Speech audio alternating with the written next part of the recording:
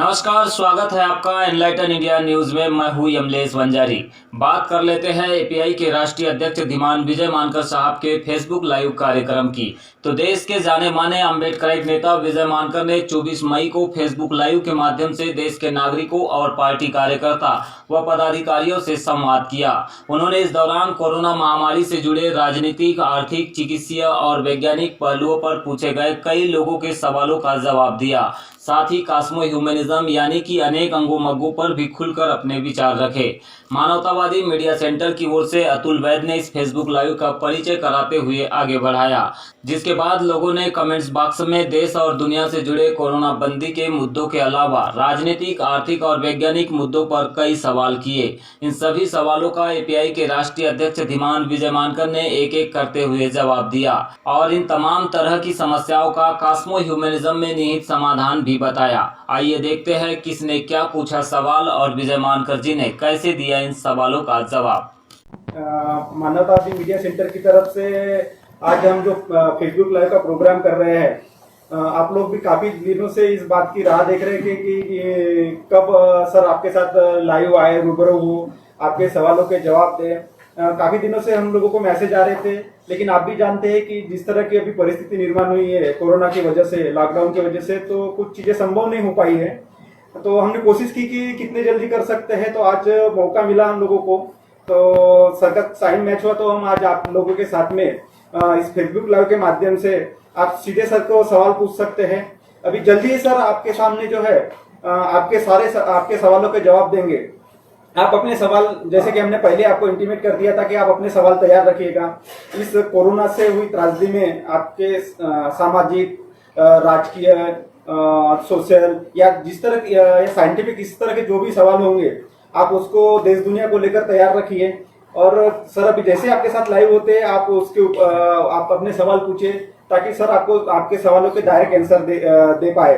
आप जैसे जानते हैं कि अभी काफी विपरीत परिस्थिति देश में निर्माण हुई है, और इसको लेकर अगर हम फेसबुक लाइव के माध्यम से नहीं आ पाए, लेकिन हमारा जो फेसबुक पेज है उसके ऊपर हमने इसके ऊपर क्या एक्शन लिया, क्या गाइडलाइन दे रहे हैं, गवर्नमेंट को क्या सजेस्ट कर रहे हैं, और लोगों को क्या सजेस्ट कर रहे हैं, क्या इसके ऊपर हम कार्रवाई कर रहे हैं, उसके माध्यम से हर दिन कुछ ना कुछ पोस्ट आ रही है। वैसे ही हमने अपना एक Twitter account Ambedkar party of India के नाम से शुरू किए हैं ट्विटर में। तो उसमें हर दिन आपको 3 या 4 बार आपको ट्वीट मिलेगा।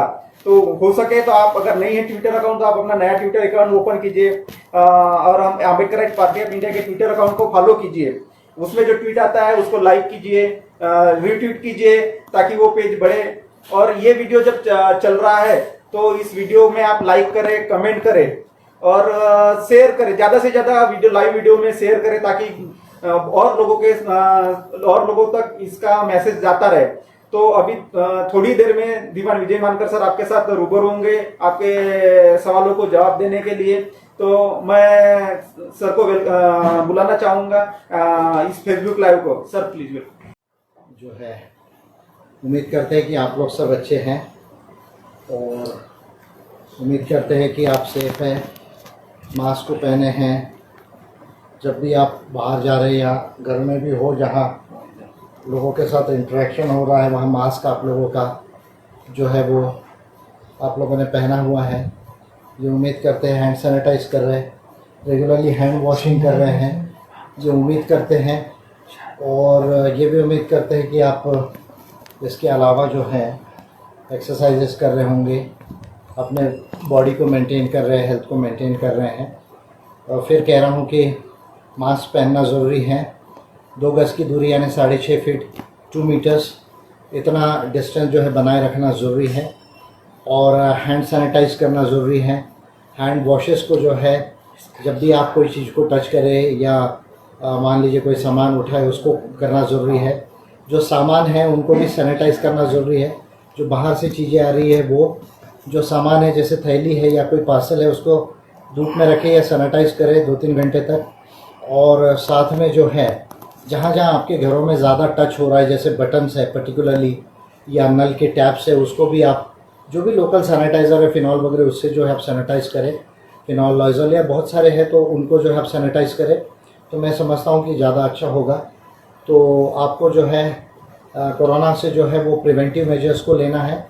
प्रिवेंटिव आप जितना ज़्यादा लेंगे उतना अच्छा होगा।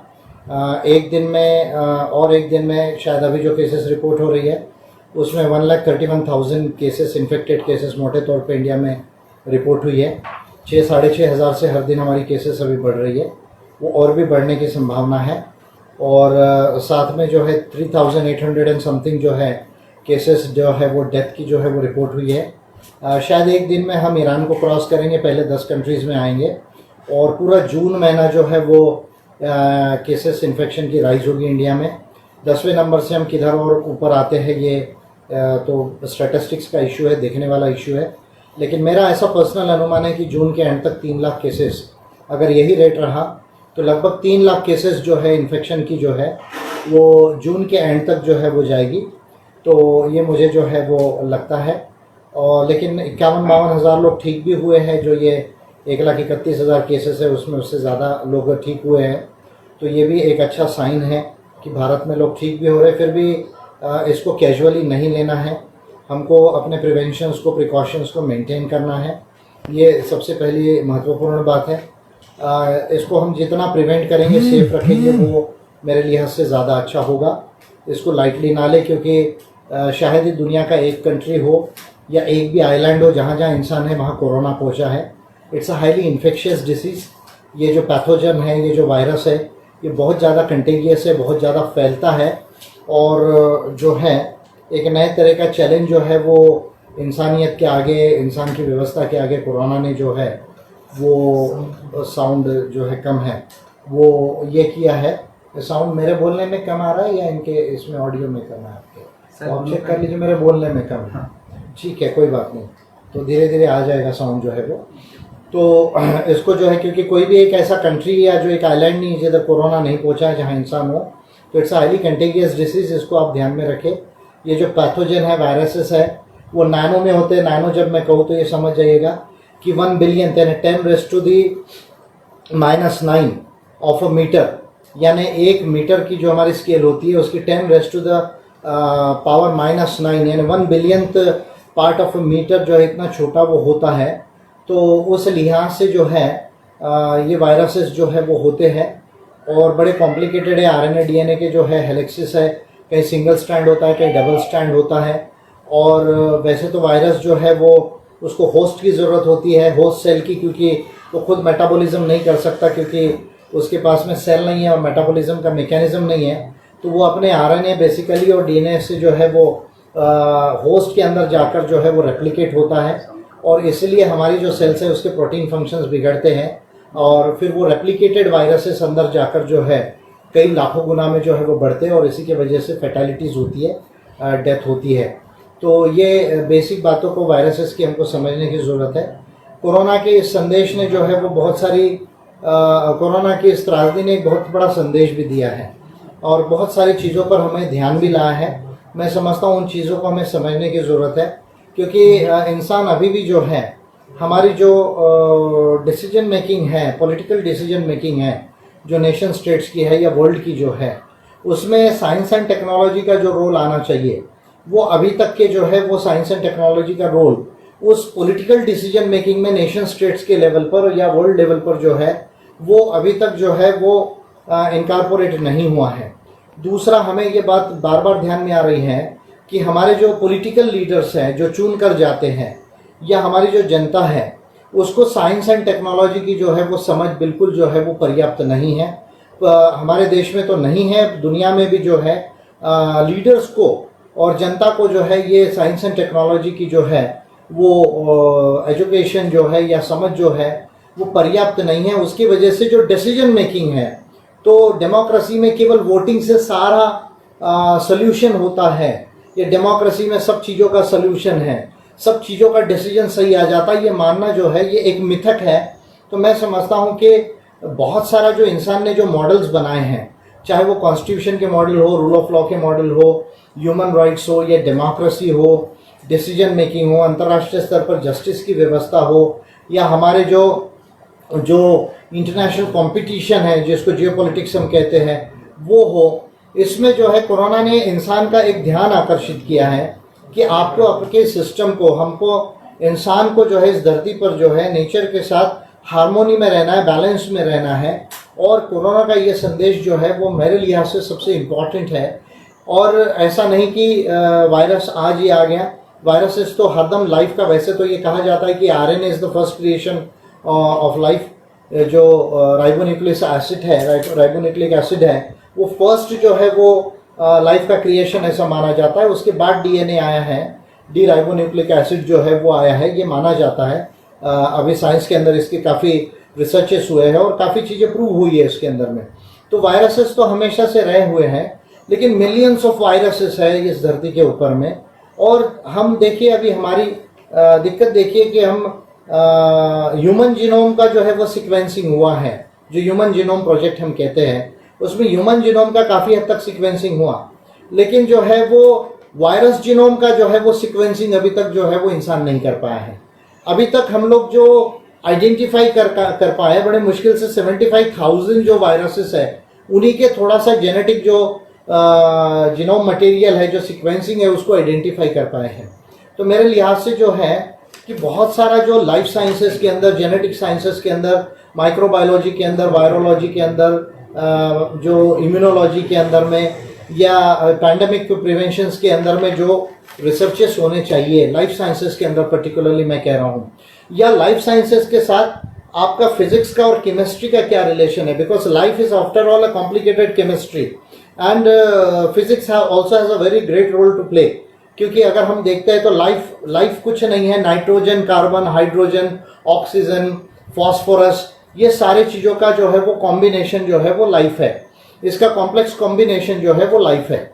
और इसके साथ में जो लॉस ऑफ ग्रेविटी है, या जो फोर्सेस है, जो 4 फोर्सेस हम कहते हैं साइंस के अंदर में, इलेक्ट्रोमैग्नेटिक फोर्स है, फिर ग्रेविटेशनल फोर्स है, एंड वीक एंड स्ट्रॉन्ग जो है वो न्यूक्लियर फोर्सेस है।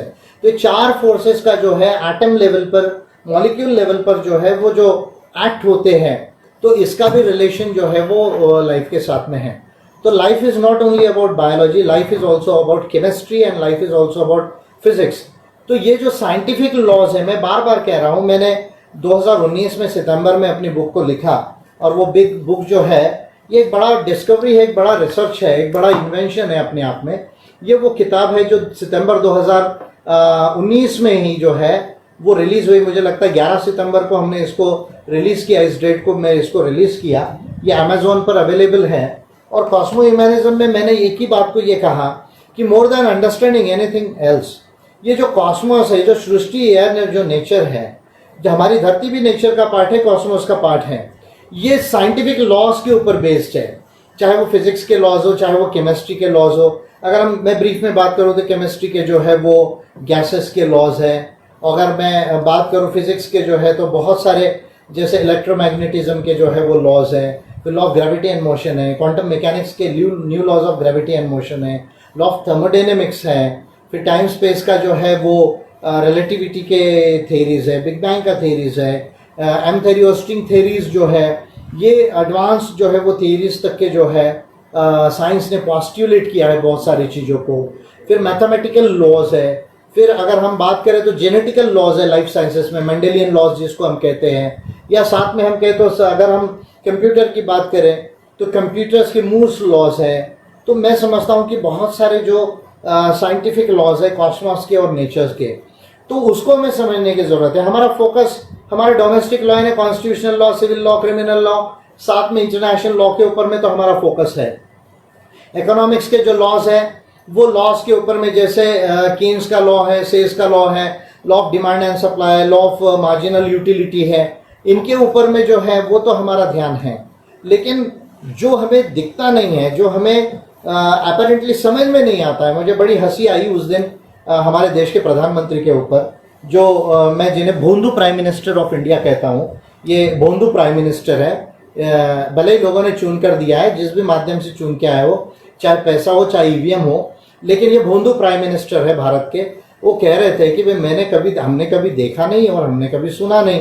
तो मैंने उनको उस दिन भी कहा था कि भाई अगर आप शाखा में काली टोपी लगाकर कसरत करोगे और आपका हिंदुत्व फेल हो चुका है, हिंदुत्व इसलिए फेल हो चुका है क्योंकि हिंदुत्व का आधार ही जो है वो रिलीजन है, और रिलीजन का साइंस से कोई लेना देना नहीं। कोई भी रिलीजन हो, रिलीजन जो है वो साइंस के पैरामीटर पे जब आप उसको टेस्ट करने चाहो, चाहे वो गॉड के नाम में रिलीजन हो या ग्रेट मैन के नाम में रिलीजन हो, जब आप उस रिलीजन को साइंटिफिक लॉज में टेस्ट करेंगे, साइंटिफिक थियरीज में टेस्ट करेंगे, तो आप ये पाएंगे कि रिलीजन जो है वो उसमें साइंस जो है बिल्कुल जो है वो नेग्लिजिबल अंडरस्टैंडिंग है रिलीजन के अंदर में। फिर जो कंटेम्प्रेरी नॉलेज वर्ल्ड में जो है, जिसको हम कहते हैं कि मॉडर्न वर्ल्ड के अंदर में जो नॉलेज इमर्ज हुआ है, यदि मैं वर्ल्ड की बात करूं तो age of renaissance, scientific revolution, age of reason and age of enlightenment, वहां से लेके फर्स्ट इंडस्ट्रियल रेवोल्यूशन से लेके अभी फोर्थ इंडस्ट्रियल रेवोल्यूशन तक, ये जो हमारा दुनिया में नॉलेज जो है वो डेवलप हुआ है, चाहे वो साइंस एंड टेक्नोलॉजी का नॉलेज हो, चाहे वो मेडिकल साइंसेस का नॉलेज हो, चाहे वो एग्रीकल्चरल साइंसेस का नॉलेज हो, चाहे वो इकोनॉमिक्स का नॉलेज हो, चाहे वो पब्लिक एडमिनिस्ट्रेशन पॉलिटिकल साइंस का नॉलेज हो, चाहे वो कॉन्स्टिट्यूशंस के नॉलेज हो, चाहे वो ह्यूमन राइट्स के नॉलेजेस हो, ये जो तमाम नॉलेजेस या चाहे इंटरनेशनल रिलेशंस के नॉलेजेस हो, ये जो तमाम जो नॉलेज हम डेवलप हुआ है, तो साइंस एंड नॉलेज जो डेवलप हुआ है मॉडर्न वर्ल्ड के अंदर में, तो इसका जो है सबसे बड़ा जो है वो कंट्रीब्यूशन है दुनिया को चेंज करने में। मेरे लिहाज से रिलीजन और फिलॉसफी ने सबसे ज़्यादा इंसान को भटकाया है। अगर नेचुरल फिलॉसफी को यदि छोड़ दिया जाए तो इंसान को सबसे ज़्यादा यदि भटकाया है तो वो रिलीजन और फिलॉसफी ने जो है वो भटकाया है, जो केवल इमेजिनेशन में जिया है, स्पेक्यूलेशन में जिया है, लेकिन जिसके पास तीन चीज़ें जो सबसे फंडामेंटल साइंस के पास है। साइंस जो है वो तीन चीज़ों पर बेस्ड है बेसिकली। साइंस बेस्ड है एविडेंस के ऊपर, साइंस बेस्ड है एक्सपेरिमेंटेशन के ऊपर, और साइंस बेस्ड है कैलकुलेशंस के ऊपर में। जब तक ये तीन चीज़ों में कोई चीज़ प्रूव नहीं होती उसको साइंस नहीं माना जाता। लेकिन यदि हम फिलॉसफी ऑफ रिलीजन की बात करें तो वो केवल इमेजिनेशन और स्पेक्यूलेशन में जाता है और प्रोक्लेम कर देता है कि भाई सृष्टि ऐसी निर्माण हुई, ऐसा आपको मुक्ति मिल जाएगी, लिबरेशन मिलेगा, एनलाइटनमेंट मिल जाएगा। तो मैं ये समझता हूँ कि ये जो पूरा जो थियरीज है, जो रिलीजन और साइंस ने जो इंसानियत को भटकाया है, उसके भी एस्पेक्ट्स को में समझने की जरूरत है। तो प्राइम मिनिस्टर ऑफ इंडिया ने ये बात को कहा कि भाई आपको जो है हमने कभी देखा नहीं सुना नहीं। मैंने उस दिन भी एक अपनी जो लाइव ब्रॉडकास्ट में लाइव मैसेज में कहा था कि भाई अगर आप हाई रेजोल्यूशन माइक्रोस्कोप में अगर देखते तो शायद आपको वायरसेस समझ में आते। अगर आपको आरएनए डीएनए का फंक्शन जेनेटिक्स मालूम होता, थोड़ा वायरोलॉजी का अंडरस्टैंडिंग होता, तो आप इसको समझ सकते थे। और बेसिक अगर आपको नॉलेज होता आप इसको समझ सकते। अगर एडवांस नॉलेज चाहिए तो कोई भी आपको साइंटिस्ट दे देता था। भारत के अंदर में 2 4 5 साइंटिस्ट लोग मिलकर दे सकते थे आपको। लेकिन ये सारी चीजों का ध्यान न रखने की वजह से पॉलिटिकल डिसीजन मेकिंग, जो काम फरवरी 1 या 2 तारीख से करना था उसको जो है वो मिस कर गए। आज जो है भारत सरकार आती है, नया नया स्टैटिस्टिक्स और डेटा बताती है, स्टैटिस्टिकल जगलरी बताती है। अरे कि हमारा इतने दिन में इतना कर फ्लैट हो गया, इतने दिन में वहाँ इतनी केसेस थी, इतने दिन में इतनी केसेस हो गई। भाई साहब अभी कोरोना शुरू हुआ है इंडिया के अंदर में, अभी एंड नहीं हुआ है। तो आप स्टैटिस्टिकल प्रोजेक्शंस जो कर रहे हैं, वो स्टैटिस्टिकल प्रोजेक्शन आप जो अभी कर रहे हैं वो फैलेशियस हो जाएंगे, क्योंकि अभी आप 10वें नंबर पर आने वाले, कल शायद 10वें नंबर पे आएंगे ईरान की जगह, ईरान 11वें पे जाएगा, फिर आप तुर्की को क्रॉस करेंगे, फिर आप फ्रांस जर्मनी को जो है वो क्रॉस कर जाओगे, और जून के एंड तक जो है जुलाई के अंदर में हो सकता है अगर इसी रेट से कोरोना स्प्रेड हुआ तो शायद हो सकता है कि हम 5 नंबर में भी जो है वर्ल्ड में रहेंगे। तो ये जो हेल्थ मिनिस्ट्री के वो कौन अग्रवाल है, कौन सेक्रेटरी है, मालूम नहीं कौन कौन से स्टैटिस्टिकल प्रोजेक्शंस देते हैं। और ये भारत का मीडिया जो है वो तो सबसे ज़्यादा जो है मुझे लगता है कि फुलिश काम जो है वो कर रहा है। वे साइंटिफिक एजुकेशन देने का ये समय है तो धर्म की बात बताई जा रही है, हिंदू मुस्लिम की वजह से ऐसा हो गया, या मरकज ने ऐसा कर दिया, या पाकिस्तान में ऐसा हो रहा है, चाइना के ऊपर बम डालो। अरे बम तो ऑलरेडी गिर गया है ह्यूमैनिटी के ऊपर में, आपको समझ में नहीं आ रहा है। ये जो वायरसेस है ये they are the biggest enemy. ये बात 2018 से साइंटिस्ट लोग बोल रहे हैं, इसके ऊपर बुक्स लिखी गई है। MIT यूनिवर्सिटी के जो मेडिकल कॉन्फ्रेंसेस है उसमें खुद बिल गेट्स के साथ जो साइंटिस्ट थे उन्होंने 2018 में 1 साल पहले वुहान के इंसिडेंट्स के वार्न किया था कि भाई दुनिया को ऐसे एपिडेमिक को फेस करना पड़ सकता है वायरसेस के, क्योंकि वायरसेस के एपिडेमिक्स पहले भी आए हैं। शायद स्पेनिश फ्लू का जिनको थोड़ा स्टडी या डेटा है जो 1918 में आया था, 50 करोड़ से ज़्यादा लोग इन्फेक्ट हुए थे दुनिया में। और ऐसा कहा जाता है वेरियस एस्टिमेट्स में कि 2 करोड़ से लेके 10 करोड़ तक के अलग अलग एस्टिमेट्स है डेथ के। तो जो है वो स्पेनिश फ्लू ने जो है उस समय में भी जीडीपी का जो है 0.8% जो है वो लॉस किया था पूरे वर्ल्ड जीडीपी का, जो अभी शायद 2% से ज़्यादा वर्ल्ड जीडीपी नीचे आएगा। तो मैं समझता हूँ कि भारत के अंदर में, दुनिया के अंदर में हमें जिस चीज़ के ऊपर ध्यान देने की ज़रूरत है वो सबसे ज़्यादा मुझे लगता है कि साइंस एंड टेक्नोलॉजी को जो है वो ध्यान देने की ज़रूरत है। साइंस, टेक्नोलॉजी एंड इनोवेशन जो हम कहते हैं उसको जो है वो ध्यान देने की ज़रूरत है। कोरोना का ये एक संदेश है जिसको हमें समझने की ज़रूरत है। दूसरा, इकोनॉमिक्स की जितना जो रेमेडीज़ है, क्योंकि भारत में 20 लाख करोड़ का जो है जो अभी पैकेज डिक्लेयर किया, जो सो कॉल्ड पैकेज डिक्लेयर किया, उसमें एक्चुअली पुराना कितना नया कितना एक बहुत बड़ा सवाल है। और इसमें जो है किसी भी हालत में जो है 4.2 लाख करोड़ से 2.1% ऑफ द जीडीपी जो है वो इतना ही फिस्कल और मॉनेटरी, दो चीजें जब मैं कहूँ तो इसको समझिएगा कि fiscal is the policy which goes according to the borrowings of the government. यानी जब गवर्नमेंट किसी भी माध्यम से बोरोइंग करती है तो उसके ऊपर में मैं आगे बात करूंगा, तो उसको फिस्कल पॉलिसी कहा जाता है। Second is the monetary policy, जो सेंट्रल बैंक होता है, जो रिजर्व बैंक ऑफ इंडिया है, या जो यूरोप से 17वीं शताब्दी से जो है सेंट्रल बैंक्स रहे हैं। हमारे देश में 1935 में रिजर्व बैंक बना, उसके पहले सेंट्रल बैंक्स ऑलरेडी यूरोप के अंदर में थे। तो सेंट्रल बैंक जो है जो पैसा उसके पास में रिजर्व होता है बैंक्स का, तो उसको जो रेगुलेट करता है चार चीजों से, सीआरआर कैश रिजर्व रेशो से करता है, एसएलआर स्टैट्यूटरी लिक्विड रेशो से करता है, देन रेपो रेट से करता है जिससे वो रिजर्व बैंक से पैसा बोरो करता है, एंड रिवर्स रेपो रेट यानी जो रिजर्व बैंक से जो है वो बोरो करता है, और कैश रिजर्व रेशियो यानी जो पैसा बैंक का जो है वो रिजर्व बैंक अपने पास रख लेता है, और स्टैट्यूटरी लिक्विड रेशियो यानी वो पोर्शन बैंक्स का जो है वो जो बॉन्ड्स और इसमें प्लेज किया जाता है इक्विटीज वगैरह में थ्रू आरबीआई जो है वो मोस्टली गवर्नमेंट के अंदर बॉन्ड्स में प्लेज किया जाता है। तो ये चार इंस्ट्रूमेंट से जो है रिजर्व बैंक ऑफ इंडिया जो है वो मॉनेटरी पॉलिसी को रेगुलेट करता है। उसके बाद में जो है रुपी को, इन्फ्लेशन को कंट्रोल करता है इंटरेस्ट रेट से, रुपी के वैल्यू को जो है वो कंट्रोल करता है, और जिसको मॉनेटाइजेशन ऑफ द डेप्ट कहा जाता है, यानी सरकार के कर्जे को मॉनेटाइज करना, यानी नोट प्रिंट करके, जिसको हेलीकॉप्टर करेंसी भी बोला जाता है आजकल, तो वो जो है वो प्रिंट करके मार्केट में जो है वो लाना, ये इंस्ट्रूमेंट्स मॉनेटरी पॉलिसी जो है वो रिजर्व बैंक ऑफ इंडिया जो है वो यूज करता है। तो ये जो 20 लाख करोड़ का पैकेज है, इसमें जो फिस्कल पॉलिसी है, तो फिस्कल पॉलिसी का 2.1% ऑफ द जीडीपी यानी 4,20,000 करोड़ केवल जो है वो फिस्कल पॉलिसी का इसमें ये है। और हमारा जो अभी का जो बजट था वो लगभग 30,42,000 करोड़ का था, और जो बोरोइंग्स थी भारत सरकार की जो है वो लगभग 7,96,000 करोड़ थी, यानी मोटे तौर पे 8 लाख करोड़ जो है वो बोरोइंग्स थी। अब इकोनॉमिक्स में जो है उस दिन national council of applied economic research ने भी ये कहा कि सेंटर एंड स्टेट्स को मिलकर जो फिस्कल स्टिमुलस है वो कम से कम 3% ऑफ द जीडीपी ज्यादा देना चाहिए, यानी 3% ऑफ द जीडीपी जो है वो फिस्कल स्टिमुलस जो है वो और ज्यादा देना पड़ेगा। ये बात जो है वो उस दिन national council of applied economic research जो है इसने भी ये बात कही। उसके बाद में जो है गोल्डमैन सैक्स ने जो है वो बड़ा स्टैगरिंग रिवोल्यूशन किया, और उसने ये कह दिया कि भाई इंडिया का जीडीपी जो है वो माइनस में आ गया। रिजर्व बैंक ऑफ इंडिया को भी उस दिन मानना पड़ा कि हमारा जीडीपी माइनस में आ गया।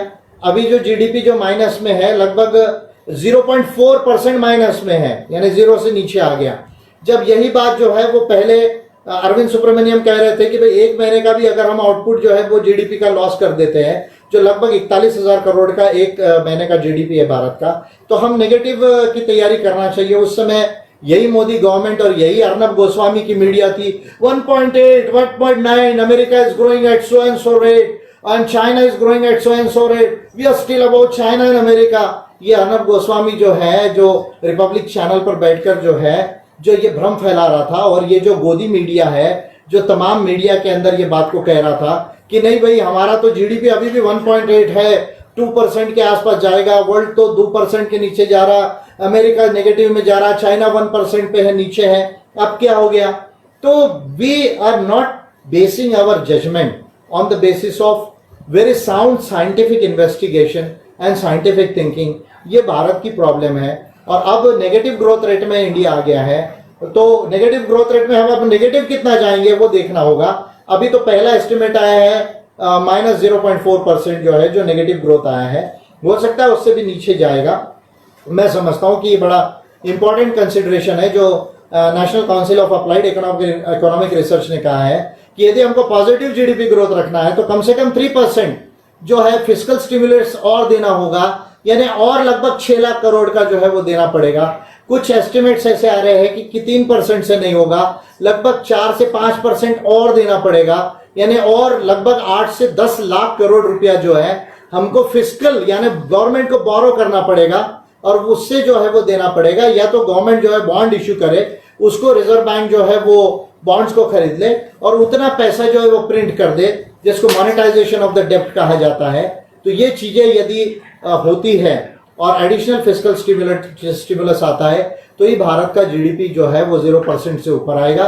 और इसमें जो कैश ट्रांसफर्स का जो रोल है, वो कैश ट्रांसफर्स जो है वो भारत सरकार ने बिल्कुल ठीक से नहीं किए हैं और बिल्कुल डायरेक्ट कैश जो है वो बिल्कुल 25-30 हज़ार करोड़ भी जो एक्चुअल जनता के हाथ में नहीं आए हैं। जो जनधन योजना वगैरह है उसके अलावा जो है वो आई नहीं है, या डायरेक्ट जो उज्ज्वला स्कीम में फ्री सिलेंडर वगैरह दिया है उसको मान सकते हैं कि एक तरह का कैश ये है, सब्सिडी या ट्रांसफर है। तो मैं ये समझता हूँ कि इकोनॉमिक पॉलिसी को लेकर भी जो है, जो मैं बार बार कह रहा हूँ कि यहाँ एग्रीगेट डिमांड को बूस्ट करने के लिए गवर्नमेंट को जो है बोरिंग्स करने की ज़रूरत है और स्पेंड करने की ज़रूरत है, और इसके लिए जो है डेब्ट को मोनेटाइज करना पड़ेगा भारत सरकार को, और फिर जो है वो आरबीआई उतना पैसा प्रिंट करके जो है वो फ्लोट करेगा और उसका पैसा जो है डायरेक्ट कैश ट्रांसफर्स में देने की बहुत बड़ी ज़रूरत है। अगर मैं $3.20 अगर वर्ल्ड बैंक की क्राइटेरिया को अगर मैं लूँ तो 81 करोड़ लोग जो है अभी भारत में $3.20 पर डे जो है उससे कम कमाते हैं, तो वो वर्चुअली गरीब जैसी पोजीशन है। तो लगभग 100 करोड़ भारतीयों को जो भी सैलरीड क्लास नहीं है और जो 10 लाख के ऊपर जो लोग कमाते हैं उनको छोड़कर जो है बाकी सब लोगों को जो है डायरेक्ट कैश ट्रांसफर देने की जरूरत है ताकि वो स्पेंड कर सके और उससे एग्रीगेट डिमांड जो है वो बूस्ट होगा। अभी जो भारत सरकार ने जो पैकेज दिया है mostly reserve bank of India की मॉनेटरी पॉलिसी से जो आया हुआ है वो लिक्विडिटी एंड लोन्स के रूप में आएगा, यानी वो पैसा ज्यादातर बैंकिंग सिस्टम से लोन में जो है वो पुश किया जा रहा है और उसका फायदा जो है एमएसएमईज को होगा और बड़े कॉर्पोरेट्स को होगा। तो ठीक है, वो भी एक पुश करने की जरूरत है, लेकिन अगर आप डायरेक्ट कैश ट्रांसफर्स अगर नहीं देते हैं तो एग्रीगेट डिमांड जो है वो बूस्ट नहीं होगी, और अगर डिमांड बूस्ट नहीं होगी तो सप्लाई आपका जो है वो तैयार नहीं होगा, जिसको modes of exchange and modes of production कहा जाता है कि भाई हम प्रोड्यूस इसलिए करते हैं क्योंकि आपको उसको जरूरत है, आप उसको खरीद सकते हैं, आपको उसकी जरूरत है और आप उसको जो है वो खरीदना चाहते हैं, इसलिए जो है वो प्रोडक्शन होता है। तो लोगों के पास क्रय शक्ति यानी जब परचेसिंग पावर होगा, जब उनके पास में पैसा होगा तभी एग्रीगेट डिमांड जो है वो बूस्ट होगा, और एग्रीगेट डिमांड जब बूस्ट होगा तभी मैं समझता हूं कि भारत की इकोनॉमी जो है वो बड़े पैमाने के ऊपर आएगी। तो ये तमाम जो है वो इश्यूज है, इसके अंदर में फिर बीजेपी कांग्रेस का पॉलिटिक्स चल रहा है। वैसे तो अम्बेडकराइट पार्टी ऑफ इंडिया ये पहली पार्टी है जिसने ये चीज़ों के ऊपर में बोलना स्टार्ट किया। मैं 25 मार्च से ही इसके ऊपर सिस्टमेटिक ढंग से एक इश्यूज़ पर जो है वो बोलते आया हूँ, और फेसबुक जो अम्बेडकराइट पार्टी ऑफ इंडिया का जो फेसबुक पेज है उससे है, जो वीडियोस हैं एनलाइटन इंडिया पर जो आते हैं उसके माध्यम से, अब तो ट्विटर भी आ गया अम्बेडकराइट पार्टी ऑफ इंडिया का, उसके आप फॉलोअर्स बनिए, उसको रीट्वीट कीजिए, उसके रिप्लाइज दीजिए, उसको टैग कीजिए ताकि ये स्प्रेड हो सके। तो ये तमाम चीज़ें जो हम 25 तारीख से ही करते आए। कुछ PILs भी हमने डाली, सुप्रीम कोर्ट में डाली, राजस्थान के हाई कोर्ट में डाली, छत्तीसगढ़ के हाई कोर्ट में डाली, और एक दो स्टेट में हमारी तैयारी थी, पर बहुत सारी टेक्निकल डिफिकल्टीज़ है क्योंकि हाई कोर्ट्स की डिवीजन बेंचेस नहीं बैठ रही है, और हमारी PILs छोटी नहीं है, वो काफ़ी वास्ट सब्जेक्ट्स को लेकर है, इसलिए जो है टेक्निकल डिफिकल्टीज़ की वजह से उसमें कोई मेजर डेवलपमेंट नहीं हुआ। जब होगा तब हम आपको बताएंगे। तो ओवरऑल इश्यूज़ के ऊपर में कोरोना का जो एक पॉजिटिव संदेश है इंसानियत को, उसको हमें समझने की ज़रूरत है कि हमें साइंस एंड टेक्नोलॉजी को अडॉप्ट करने की ज़रूरत है, हमको नेचर के साथ हार्मोनी से जीने की ज़रूरत है, हमको सस्टेनेबल डेवलपमेंट के ऊपर फोकस करने की ज़रूरत है, और इसमें फिर बाकी बहुत सारी माइनर जो चीज़ें हैं, जो हेल्थ केयर सिस्टम वगैरह है जो टूट गया है, हेल्थ केयर सिस्टम ना होने की वजह से तैयारी के लिए पहला और दूसरा लॉकडाउन किया गया। तो ये तमाम जो चीज़ें हैं वो बहुत सारे इसमें इश्यूज़ है। तो मैं समझता हूँ कि यदि आप प्रॉपर क्वेश्चनिंग करेंगे तो अतुल जी मेरे साथ में मानवतावादी मीडिया सेंटर की ओर से, लेकिन क्योंकि आज हम सोशल डिस्टेंसिंग की वजह से बैठे हुए हैं तो मुझसे 6 मीटर दूर है, तो 6 मीटर दूर होने की वजह से कैमरा बार बार जो है उनके तरफ नहीं जाएगा, लेकिन ज़रूरत हो तब उनके पास जाएगा। अतुल जी का आवाज़ आएगा, वो मुझे क्वेश्चंस देंगे जो आप लोग टाइप कर रहे हैं कमेंट्स में। अम्बेडकराइट पार्टी ऑफ इंडिया के ऑफिशियल फेसबुक का जो पेज है उसके ऊपर यदि आप टाइप करते हैं तो आपके सवाल अतुल जी मुझे दे रहे हैं, और वो कुछ सवालों को मैं लिमिटेड वे में जो 1-1.5 घंटा हमारे पास है 4:30 पौने 5 बजे तक, उस पर मैं आपको आंसर करने की जो है वो प्रयास करूंगा। और अब तो थोड़ा रिलैक्सेशन भी हो रहा है तो फेसबुक लाइव और भी हम आगे करते रहेंगे। आप प्लीज़ क्वेश्चंस पूछ सकते हैं। सर, आपने ब्रीफ में काफ़ी सारी डिटेल्स में जानकारी दी है, तो इसी को लेकर एक उमाकांत पाटिल जी की तरफ से क्वेश्चन आया है, क्या सरकार लॉकडाउन के आड़ में नागरिकों के अधिकार का हनन नहीं कर रही है? हम अपने अधिकारों को कैसे बचा पाएंगे? देश में नाम के लोकतंत्र है, क्योंकि सरकार देशों के लोगों से अलोकतांत्रिक अमानवीय बर्ताव और गरीबों का शोषण कर रही है, और एज ए नागरिक होने के नाते हमारे पास क्या इसकी रेमेडी है? देखिए, ये बात तो बिल्कुल सही है कि जिसको लाइफ एंड लाइवलीहुड कहा गया, तो इसमें लाइवलीहुड्स का बहुत बड़ा फंडामेंटल राइट्स का जो है वो वायलेशन है। अगर मैं कॉन्स्टिट्यूशन की बात करूँ तो कॉन्स्टिट्यूशन के 19G का इसमें वायलेशन है, आर्टिकल 21 का वायलेशन है, आर्टिकल 14 का वायलेशन है, और ये जो है फंडामेंटल राइट्स का क्लियर कट इसमें वायलेशन है। देखिए, किसी एडवांस नोटिस के या किसी एडवांस तैयारी के 4 घंटे के अंदर प्रधानमंत्री ने आकर as a chairperson of the national disaster management authority, जो डिजास्टर मैनेजमेंट एक्ट 2005 उसके तहत जो ये पूरा लॉकडाउन किया गया है, उसमें आकर किसी एडवांस नोटिस और एडवांस तैयारी के बगैर भारत के प्रधानमंत्री ने जो है वो लॉकडाउन जो है डिक्लेयर कर दिया। अब उसके वजह से जो है लोगों को तैयारी करने का बिल्कुल मौका नहीं मिला हो। अगर 2-4-5 दिन अगर देते सिस्टमेटिक ढंग से और सरकार खुद 15 दिन तैयारी करती, तो मैं समझता हूं कि ज़्यादा अच्छे ढंग से लॉकडाउन हो सकता था। अब दूसरा, एक तो गलत ढंग से लॉकडाउन जो है वो डिक्लेयर कर दिया, दूसरा सबसे बड़ा जो 12-13 करोड़ जो माइग्रेंट वर्कर्स है जो कई राज्यों में फंसे हुए हैं, उनका कैश समाप्त हो गया, उनको कैश ट्रांसफर नहीं दिया। अब ये लॉकडाउन की वजह से लोगों के जॉब्स गए, लोग किसानों की खेती गई, उनको लॉस हुए, तो उनको कुछ डायरेक्ट कैश ट्रांसफर देने की जरूरत थी। जैसा हम देख रहे हैं दुनिया की हर कंट्री ने उनके नागरिकों को डायरेक्ट पैसा दिया। जैसे जापान गवर्नमेंट ने लगभग 75,000 रुपीज, अगर भारतीय रुपए में मैं बात करूं तो 75,000 रुपये हर नागरिक को दिया। यहाँ तक कि जो भारतीय जापान में है और जिनके पास रेसिडेंट कार्ड है उनको भी जो है वो जापानीज गवर्नमेंट पैसा दे रही है। तो इस तरह की कोई पॉलिसी हमने देश में नहीं देखी। तो ये बात तो बिल्कुल स्पष्ट है कि डिजास्टर मैनेजमेंट एक्ट 2005 के तहत प्रधानमंत्री जो चेयरपर्सन है नेशनल डिजास्टर मैनेजमेंट अथॉरिटी के, और जो होम सेक्रेटरी है जो नेशनल एग्जीक्यूटिव कमेटी के चेयरपर्सन है, जो होम सेक्रेटरी है जो नेशनल एग्जीक्यूटिव कमेटी में इस एक्ट के अंदर में है, जो हेल्थ मिनिस्टर है हर्षवर्धन जी, इन लोगों का डायरेक्ट जो है उसमें रिस्पॉन्सिबिलिटी है। इन्होंने बगैर एडवांस तैयारी के जो public health emergency of international concern WHO ने जो 30 जनवरी को डिक्लेयर किया, उसमें क्लियर लिखा गया इंटरनेशनल हेल्थ रेगुलेशंस 2005 में कि 48 घंटे के अंदर गवर्नमेंट्स ने तैयारी करना चाहिए सभी कंट्रीज की, वो नहीं किया। और फिर जाकर नमस्ते ट्रम्प का प्रोग्राम किया, 1 लाख लोगों को अहमदाबाद में इकट्ठा किया गया, और उस समय अमेरिका में 28,000 पेशेंट्स लगभग थे, अभी नई रिपोर्ट जो आ रही है, जो ऑलरेडी इन्फेक्टेड थे। और आज हम देख रहे हैं कि अमेरिका नंबर 1 पर कैलामिटीज हुई है, वहाँ भारत का भी धीरे धीरे ग्राफ ऊपर जा रहा है। तो मैं समझता हूँ कि फिर होली मिलन होने दिया, मध्य प्रदेश की सरकार गिरने दी, फिर राजस्थान की सरकार गिराने की तैयारी थी, लेकिन फिर जब सर के ऊपर उफान आने लगा कोरोना का, तब जाकर जो इसको बंद किया।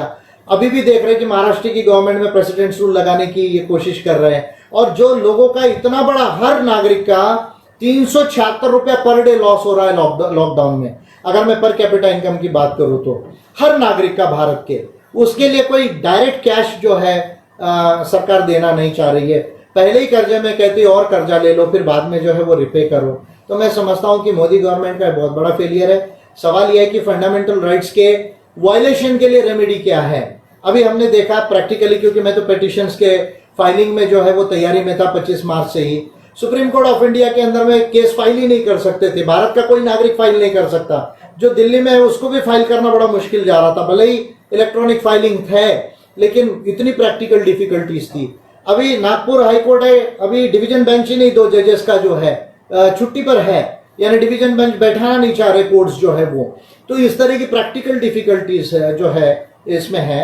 तो मैं यही कहूंगा कि नागरिक होने के नाते आखिरी जो गार्जियन है वो सुप्रीम कोर्ट और हाई कोर्ट्स है जो फंडामेंटल राइट्स के गार्जियन है। लेकिन हमारे कॉन्स्टिट्यूशन को जब हम रीड करते हैं तो उसमें जुडिशियल अकाउंटेबिलिटी के प्रोविजंस नहीं है, राइट्स ऑफ लिटिगेंट्स के जो है वो प्रोविजंस नहीं है। बहुत ज्यादा जो है वो सुप्रीम पावर जो दे दिया गया जुडिशरी को कि वर्चुअली आपको हाईकोर्ट के जज को भी इम्पीच करना है, रिमूव करना वर्चुअली प्रैक्टिकली जो है वो इम्पॉसिबल है। बड़े थियोरेटिकली इम्पीचमेंट का प्रोविजन है, लेकिन 100 मेंबर पार्लियामेंट लोकसभा में और 50 मेंबर पार्लियामेंट राज्यसभा में लगते हैं।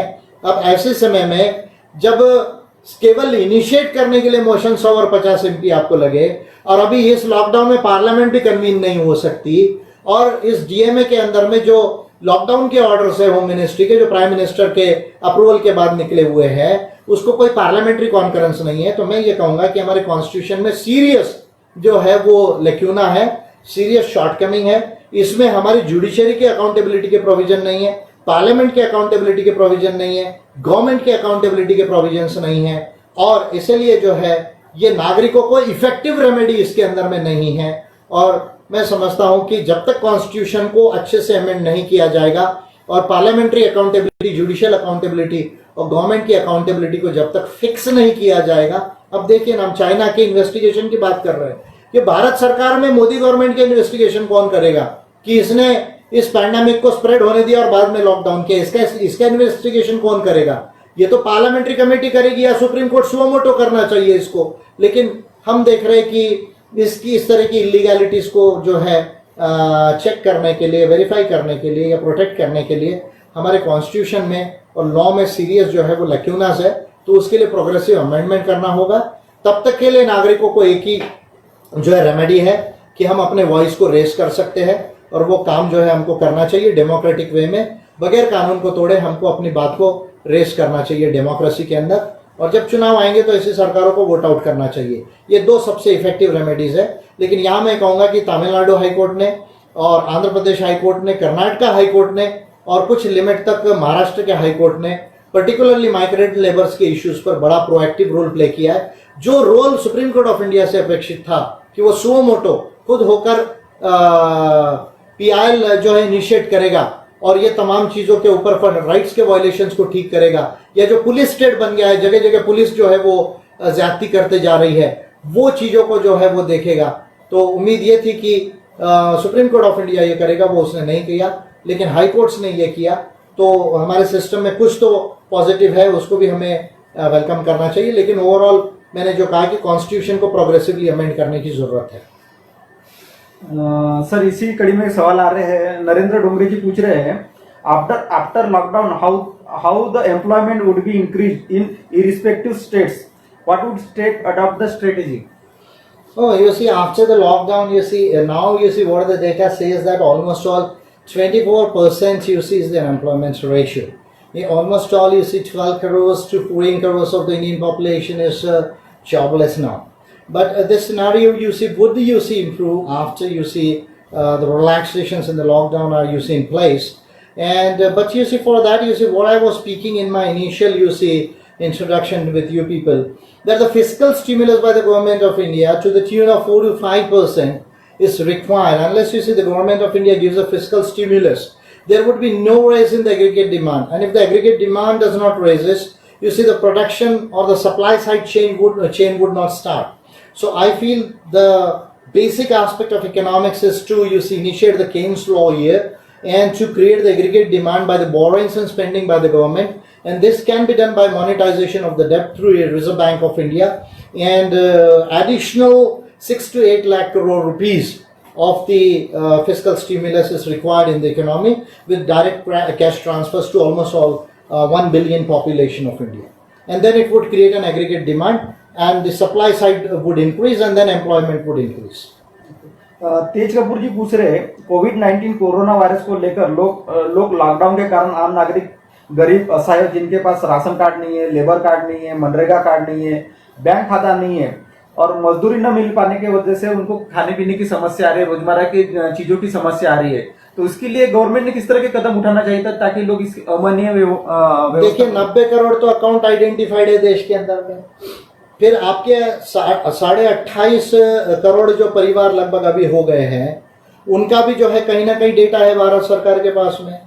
अब किसी के पास में कोई भी कार्ड ना हो पर वो इंसान तो है, भारत के अंदर में है, तो हमको ये मानना चाहिए कि वो भारत का नागरिक है, भले उसके पास में कोई भी आइडेंटिफिकेशन ना हो। मैंने बड़ी सिंपल बात कही थी कि जिस तरह इलेक्शन में शाई लगाई जाती है उस तरह शाई लगा दी जाए और उसका एक रिकॉर्ड खोल दिया जाए। जहां पर भी है, जैसे मान लीजिए कोई बस्ती में, यूपी में अगर वो है मुरादाबाद में, तो वो जहां पर वो राशन की दुकान है वहां वो चले जाएगा, पुलिस स्टेशन में चले जाएगा, कलेक्टर का जो भी ऑफिस होगा वहां खुला वहां चले जाएगा, उसका एक अकाउंट ओपन कर लिया जाएगा, नाम डिटेल जो भी उसका है वो लेकर शाई लगा देगा। उसको आराम से जो है चावल दीजिए, गेहूं दीजिए, दाल दीजिए, ऑयल दीजिए, शक्कर दीजिए और नमक दीजिए। ये तो खाने पीने की इंपॉर्टेंट चीज हो गई। इसके साथ में जिनके अकाउंट्स बिल्कुल आइडेंटिफाइड हैं, जो सैलरीड क्लास नहीं है, जो 10 लाख से ऊपर जो है वो कमाता है, उनको छोड़कर बाकी जितने अकाउंट हैं उसमें जो है आपके अब 4-5 हजार रुपए जो है वो डालना चाहिए। मैं समझता हूं अगर आपने 100 करोड़ लोगों को 4,000 रुपए भी दिया तो आपको 4 लाख करोड़ आएगा। तो मैं समझता हूँ 20 लाख करोड़ में आप अभी कह रहे ज्यादा भारत सरकार की लोन लो और फिर वापस करो। अरे भाई, अभी यहाँ प्रोडक्शन करने के लिए पैसा नहीं है, ऑलरेडी कर्जा हो गया जो जमा था, तो और लोन लेने की बात जो है भारत सरकार कह रही है। इसमें लोन कंपोनेंट अलग करना चाहिए था और डायरेक्ट कैश ट्रांसफर्स को अलग करना चाहिए था और फिर फूड सब्सिडीज और इस तरह की चीजों को अलग करना चाहिए था। तो मैं समझता हूं कि जब तक कैश नहीं दी जाएगी ये 100 करोड़ भारतीयों को, तब तक जो है वो इनके पास में किसी भी तरह का जो है इनका पोजीशन इंप्रूव नहीं होगा। और ये बड़ी अमानवीय जो है वो नीति है। उस दिन सीतारमन जी का भी प्रेस कॉन्फ्रेंस हुआ, उन्होंने ये कहा, उनको पूछा गया कि आपकी सरकार ने डायरेक्ट कैश ट्रांसफर क्यों नहीं किए, तो हमारी फाइनेंस मिनिस्टर ये कहती है कि भारत सरकार को मालूम ही नहीं कितने लोगों को कितना देना है। तो मैं समझ रहा हूं कि सरकार जो है फिर ये तो भोंदू सरकार है। मैं तो बीजेपी को कह चुका हूं कि ये जो है वो भोंदू जानता नहीं पार्टी है, इसका जो है वो इंटेलिजेंस नहीं, ये बात तो मैं फिर पहले ही कह चुका हूं। तो जिस सरकार को ये नहीं मालूम कि हमारे कितने लोग हैं और कितने गरीब है, कितने मार्जिनल इनकम के लोग हैं, उनके अकाउंट्स क्या है, तो ये सरकार 6 साल से क्या कर रही थी। तो मैं समझता हूं कि ये टोटली मोदी गवर्नमेंट का फेलियर है। अब घंटी बजाने का समय चले गया, दिया जलाने का बुझाने का जो है वो समय चले गया।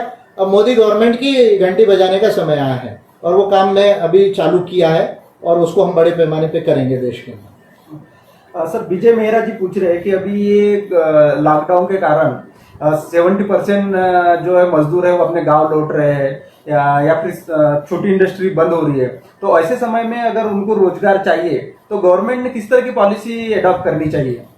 देखिए, रोजगार देने के लिए तो आपको बहुत पॉलिसीज है, लेकिन सबसे बड़ा इंपॉर्टेंट बात है कि भारत के अर्थव्यवस्था में जिसको हम डिमांड कहते हैं, मांग कहते हैं, वो डिमांड जो है वो खत्म हो गई है। अभी हम लोग जो अपने जीडीपी के 25-30% कैपेसिटी पे भी फंक्शन नहीं कर रहे हैं। तो हम जब तक एग्रीगेट डिमांड को जो है वो रेज नहीं करेंगे, उसके लिए और एडिशनल 8 से 10 लाख करोड़ रुपया और फिस्कल बोरिंग करके गवर्नमेंट को जो है वो स्पेंड करना पड़ेगा। और जो हमारा ये 30 लाख करोड़ का 30,42,000 करोड़ का जो बजट था वो लगभग 40 लाख करोड़ के आसपास जाएगा। और जो ऑलरेडी बोरिंग थी, जो लगभग 8 लाख करोड़ की बोरिंग थी, उसमें और एडिशनल 8 लाख करोड़ या 10 लाख करोड़ का गवर्नमेंट को बोरिंग करना पड़ेगा, जो मोनेटाइजेशन ऑफ डेब्ट है उससे। जब ये हो के वो पैसा जो है लोगों के हाथ में दिया जाएगा, और ऑलरेडी बैंकिंग सिस्टम के थ्रू और ये सिस्टम के थ्रू अभी एमएसएमईज को और कॉर्पोरेट सेक्टर को दिया जा रहा है, तो जब डिमांड पिकअप होगी तो ऑलरेडी प्रोडक्शन साइड जो है वो ओपन होगा। फिर हमको ये डिसाइड करना है कि जो रेड जोन्स है उसको हम पूरे डिस्ट्रिक्ट को या सिटी को ना करते हुए जितने जितने वार्ड्स में प्रॉब्लम है वहीं उसको कंटेनमेंट जोन बनाए, बाकी चीजों को फ्री करे और कुछ रेस्ट्रिक्शंस लगा के अपने देश की प्रोडक्टिविटी को स्टार्ट करे। और जो किसान, जो माइग्रेंट वर्कर्स अपने अपने घरों में गए हैं, वहां ऑलरेडी मनरेगा है, तो रूरल मनरेगा के साथ अर्बन मनरेगा स्टार्ट होना चाहिए। उसमें पब्लिक एसेट्स को क्रिएट किया जाना चाहिए। पब्लिक एसेट्स यानी रोड हो गया, कैनल्स हो गए, आपके हॉस्पिटल्स हो गए, आपके पंचायत के भवन्स हो गए, इस तरह की जो है, या और भी बहुत सारे पब्लिक एसेट्स हो सकते हैं, उसको क्रिएट किया जाना चाहिए। तो अर्बन मनरेगा को भी स्टार्ट करने की जरूरत है। Rural MNREGA already in place है, वहां इन लोगों को रोजगार मिल सकता है। और जब ये लॉकडाउन को हम लिमिटेड कर देंगे केवल कंटेनमेंट जोन में, बाकी एक्टिविटीज को फ्री करेंगे, रेलवे को धीरे धीरे खोलेंगे, प्लेन्स को धीरे धीरे खोलेंगे, तब जाकर जो है ये लेबर माइग्रेशन फिर से जो है धीरे से धीरे स्टार्ट होगा। और अगर एग्रीगेट डिमांड बढ़ी तो फिर जो है वो सप्लाई साइड में ऑलरेडी जो है जब प्रोडक्शन स्टार्ट होगा तो इनको एम्प्लॉयमेंट मिलेगा। और इसके साथ एक नेशनल माइग्रेशन पॉलिसी की भी जो है वो जरूरत है, उसको भी पार्लियामेंट को बनाना चाहिए। संदेश जिलपे जी पूछ रहे हैं, सेंट्रल एम्प्लॉय है सेंट्रल में, कि उनका डीए 18 महीने के लिए फ्रीज किया गया है, तो उनके लिए कुछ रेमेडी है क्या आप? रेमेडी ये भारत सरकार ने तो लगभग मुझे लगता है कि 70-80 हज़ार करोड़ रुपया तो सरकारी एम्प्लॉय से ही निकाल लिया है, और डीए जो है वो फ्रीज किया, पेंशनर्स का भी फ्रीज किया है जुलाई 31, 2021 तक के, एम्प्लॉयज़ का भी किया है। और मैं समझता हूँ कि अगर राष्ट्रपति का भी किया है और एमपीज का भी किया है, एम्प्लॉयज़ का भी किया है, तो जजेस का भी करना चाहिए सैलरी कट, मेरा ऐसा व्यू है। लेकिन मेरा ये मानना है कि अगर फिस्कल स्टिमुलस और अगर दे सरकार, अगर एडिशनल बोरोइंग करके, तो डीए वगैरह जो है वो इतना कम करने की जरूरत नहीं है लंबा। तो सरकार क्योंकि बोरो नहीं करना चाह रही, इसलिए वो जो है, और फिर बिजनेस को तो देना ही है उसको, फिर किसानों को देना है, बाकी सबको देना है, चाहे वो लोन के फॉर्म में दे, तो फिर वो पैसा लाएगी कहाँ से? तो इसलिए गवर्नमेंट एम्प्लॉयज से ले रही है। तो मेरा ये मानना है कि गवर्नमेंट अगर खुद ज़्यादा बोरोइंग करे और फिर सबके लिए जो है प्रोविजन करे, तो ये डीए जो भी फ्रीज किया इतना लंबा फ्रीज नहीं करना पड़ेगा। ठीक है, 2-3 महीने का समझा जा सकता है, पर इतना साल 1.5 साल का जो किया है वो सही नहीं है। विवेक कुमार जी पूछ रहे हैं कि बार बार सुप्रीम कोर्ट जनता से जुड़े जो जरूरी मुद्दे हैं उसके ऊपर कभी सुनवाई करती है, कभी डिनाई कर देती है, तो एज ए नागरिक उसके पास क्या राइट्स बचे हैं? वो कोई राइट नहीं है, कॉन्स्टिट्यूशन में कोई राइट नहीं है। तो कॉन्स्टिट्यूशन के अगर आप आर्टिकल 124, 125 से लेकर आगे पढ़ोगे तो आपको 139, 40 तक तो आप देखोगे कि कोई मेजर प्रोविजंस नहीं है। जुडिशियल अकाउंटेबिलिटी, यानी जुडिशरी किसको अकाउंटेबल है, हमारे कॉन्स्टिट्यूशन के आर्टिकल 12 में judiciary is not a state, यानी वो स्टेट नहीं है। हम पॉलिटिकल साइंस में पढ़ते हैं कि legislature, executive and judiciary, these are the 3 organs of the state, लेकिन हमारे कॉन्स्टिट्यूशन में अगर हम देखें आर्टिकल 12 में judiciary is not a state. और अगर आप आर्टिकल 124 देखते हैं, आप 217 जो हाई कोर्ट्स के हैं वो पोर्शंस को अगर आप पढ़ेंगे तो आप जो है केवल जजेस को इम्पीच कर सकते हो, लेकिन जजेस के अपॉइंटमेंट से लेकर उसके काम करने तक, या कोर्ट एज अ इंस्टीट्यूशन उसकी अकाउंटेबिलिटी को लेकर जो है संविधान में कोई प्रोविजन नहीं है। और इसलिए कभी कभी हम देखते हैं कि according to their own discretion, according to their own convenience जो है वो जुडिशरी जो है वो सुनवाई करती है या सुनवाई नहीं करती है। मेरा क्लियर ओपिनियन है कि जुडिशियल अकाउंटेबिलिटी के लिए, यानी न्यायपालिका की जवाबदेही के लिए संविधान में अमेंडमेंट होना चाहिए। और राइट ऑफ लिटिगेंट्स, यानी हम नागरिक है केवल, लेकिन हम जब लिटिगेंट बनते हैं, यानी जब हम कोर्ट्स में पिटीशन फाइल करते हैं, तो उसके लिए हमारे राइट्स क्या है वो भी देखना। क्योंकि देखिए, आप कंटेम्प्ट का जो पावर 129 का दिया है, 129 आर्टिकल में दिया है, इट इज सो इनॉर्मस। अभी उस दिन जो फेमस ज्यूरिस्ट है इंडिया के फाली नारिमन, उन्होंने कहा कि भाई जो जस्टिस कर्नन का जो इम्पीचमेंट किया गया वो सुप्रीम कोर्ट ऑफ इंडिया को जो है वो सूट नहीं करता। It was a very angry and a very wrong impeachment, ऐसा फाली नारिमन ने जो है वो कहा कि it was a very angry and very wrong impeachment. और जब भी कोई जज या जो जुडिशरी एंग्री हो जाती है तो उसको जजमेंट देने का जो है, जस्टिस करने का जो राइट है वो उसका जो है वो छूट जाता है। और इसलिए जस्टिस कर्नन का जो इम्पीचमेंट था वो गलत था, ऐसा फाली नारिमन जी ने इंडियन एक्सप्रेस में एक बड़े फेमस आर्टिकल में ये कहा है। तो मैं ये कहता हूं कि जब तक जुडिशियल अकाउंटेबिलिटी का प्रोविजन जो है वो नहीं होगा और नेशनल जुडिशियल कमीशन का निर्माण जो है वो नहीं होगा और राइट्स ऑफ लिटिगेंट्स का प्रोविजन जो है इसके अंदर सेफगार्ड, हमको डर इसलिए है कि हमको कंटेम्प्ट हो जाएगा, हम कोर्ट के अंदर जाएंगे हमको कंटेम्प्ट हो जाएगा, इसका डर है। अगर कंटेम्प्ट नहीं होगा तो अभी नया मैकेनिज्म है, ऑलरेडी है कॉन्स्टिट्यूशन में दिया हुआ है प्रोविजंस में कि कॉस्ट ले डाउन कर सकता है। अभी आप पीआर लेकर चले गए, 50,000 का कॉस्ट लगा लिया, आपके पास 5,000 नहीं है पिटीशन फाइल करने को, आप अपनी पिटीशन नहीं है लोगों की पिटीशन के लिए फाइल कर रहे हो, वो कहता है कि नहीं आपकी पिटीशन क्यों लाए, आपका वेस्टेड इंटरेस्ट है, 50,000 का कॉस्ट लगा लिया। तो मैं समझता हूं कि फिर सुप्रीम कोर्ट या हाई कोर्ट जो गलत निर्णय देते हैं उसका कॉस्ट भी लगना चाहिए। तो इस तरह के जो बड़े फंडामेंटल सवाल है, तो इसके लिए अमेंडमेंट इन कॉन्स्टिट्यूशन और जुडिशियल अकाउंटेबिलिटी का कमीशन जो है वो बनाने की जरूरत है और राइट्स ऑफ लिटिगेंट्स को लाने की जरूरत है, तब तक इसमें कोई सुधार नहीं आ सकता। अच्छा, प्रकाश चंद जी पूछ रहे हैं, आप कोरोना के आड़ में गवर्नमेंट ने लॉकडाउन किया है, ये कहाँ तक सही है? उनका सवाल है जिसको WHO महामारी बता रही है और एक तरफ से ये भी कहा जा रहा है कि इसका कोई इलाज नहीं है, फिर भी इस बीमारी का रिकवर रेशो 40 to 45% है, तो ये महामारी हुई कि नहीं हुई? नहीं, महामारी तो ये इसलिए है क्योंकि पूरे दुनिया में फैली है और अभी लगभग 55 लाख लोग इन्फेक्ट हुए हैं, वो भी एंटीबॉडी टेस्ट के बगैर हम बोल रहे हैं। अगर एंटीबॉडी टेस्ट किया जाए तो शायद इसका आंकड़ा 10 गुना ज़्यादा निकलेगा। कई लोगों को कोरोना हुआ और निकल गया क्योंकि उनकी इम्यूनिटी अच्छी थी, हमारे बॉडी का खुद इम्यूनिटी सिस्टम होता है, जो एंटीबॉडीज तैयार होती है। कोई भी वायरस आता है, फॉरेन पैथोजन आता है, तो हमारी बॉडी एंटीबॉडी निर्माण करती है। इसलिए छोटे मोटे वायरस बुखार हमारे आता है, हम छोटी सी एक क्रोसिन या कोई 2-3 दिन के लिए वायरल मेडिसिन लेते हैं और ठीक हो जाते हैं। तो हमारे बॉडी का जो इम्यून सिस्टम है वो एंटीबॉडीज को तैयार करता है। उसके तहत भी बहुत सारे लोग रिकवर हो जाते हैं। जिनको कुछ बीमारियां है या ओल्ड एज में है, उन पर ये ज़्यादा अटैक करता है। तो ये जो रिकवरी रेशियो वगैरह ये जो भारत सरकार बता रही है, वो जो आंकड़े मैनिपुलेटेड है उसको आप ज़्यादा मत देखिए। वो आंकड़ों को देखने का समय नहीं। अभी तो कोरोना भारत में ऊपर आ रहा है। इसका हिसाब किताब तो जब कोरोना जाएगा इंडिया में तब लगेगा। पहले कोरोना यूरोप में गया, यूरोप से अमेरिका गया, अमेरिका से अभी ब्राज़ील, लैटिन अमेरिका में कोरोना आ रहा है और अफ्रीका में स्प्रेड हो रहा है। तो एक एक कॉन्टिनेंट को कोरोना घेर रहा है। फिर बाद में एशिया है ही इंडिया के माध्यम से। तो अभी ये स्टैटिस्टिक्स की बात करना मैं समझता हूँ कि ये जगलेरी है। मुझे लगता है ये मोदी सरकार जगलेरी बंद करे, उसको सूट नहीं करता। पर ये पैंडेमिक है, इसको हमें सीरियसली लेना चाहिए। दूसरा बात, लॉकडाउन ये इसकी परमानेंट रेमेडी नहीं है।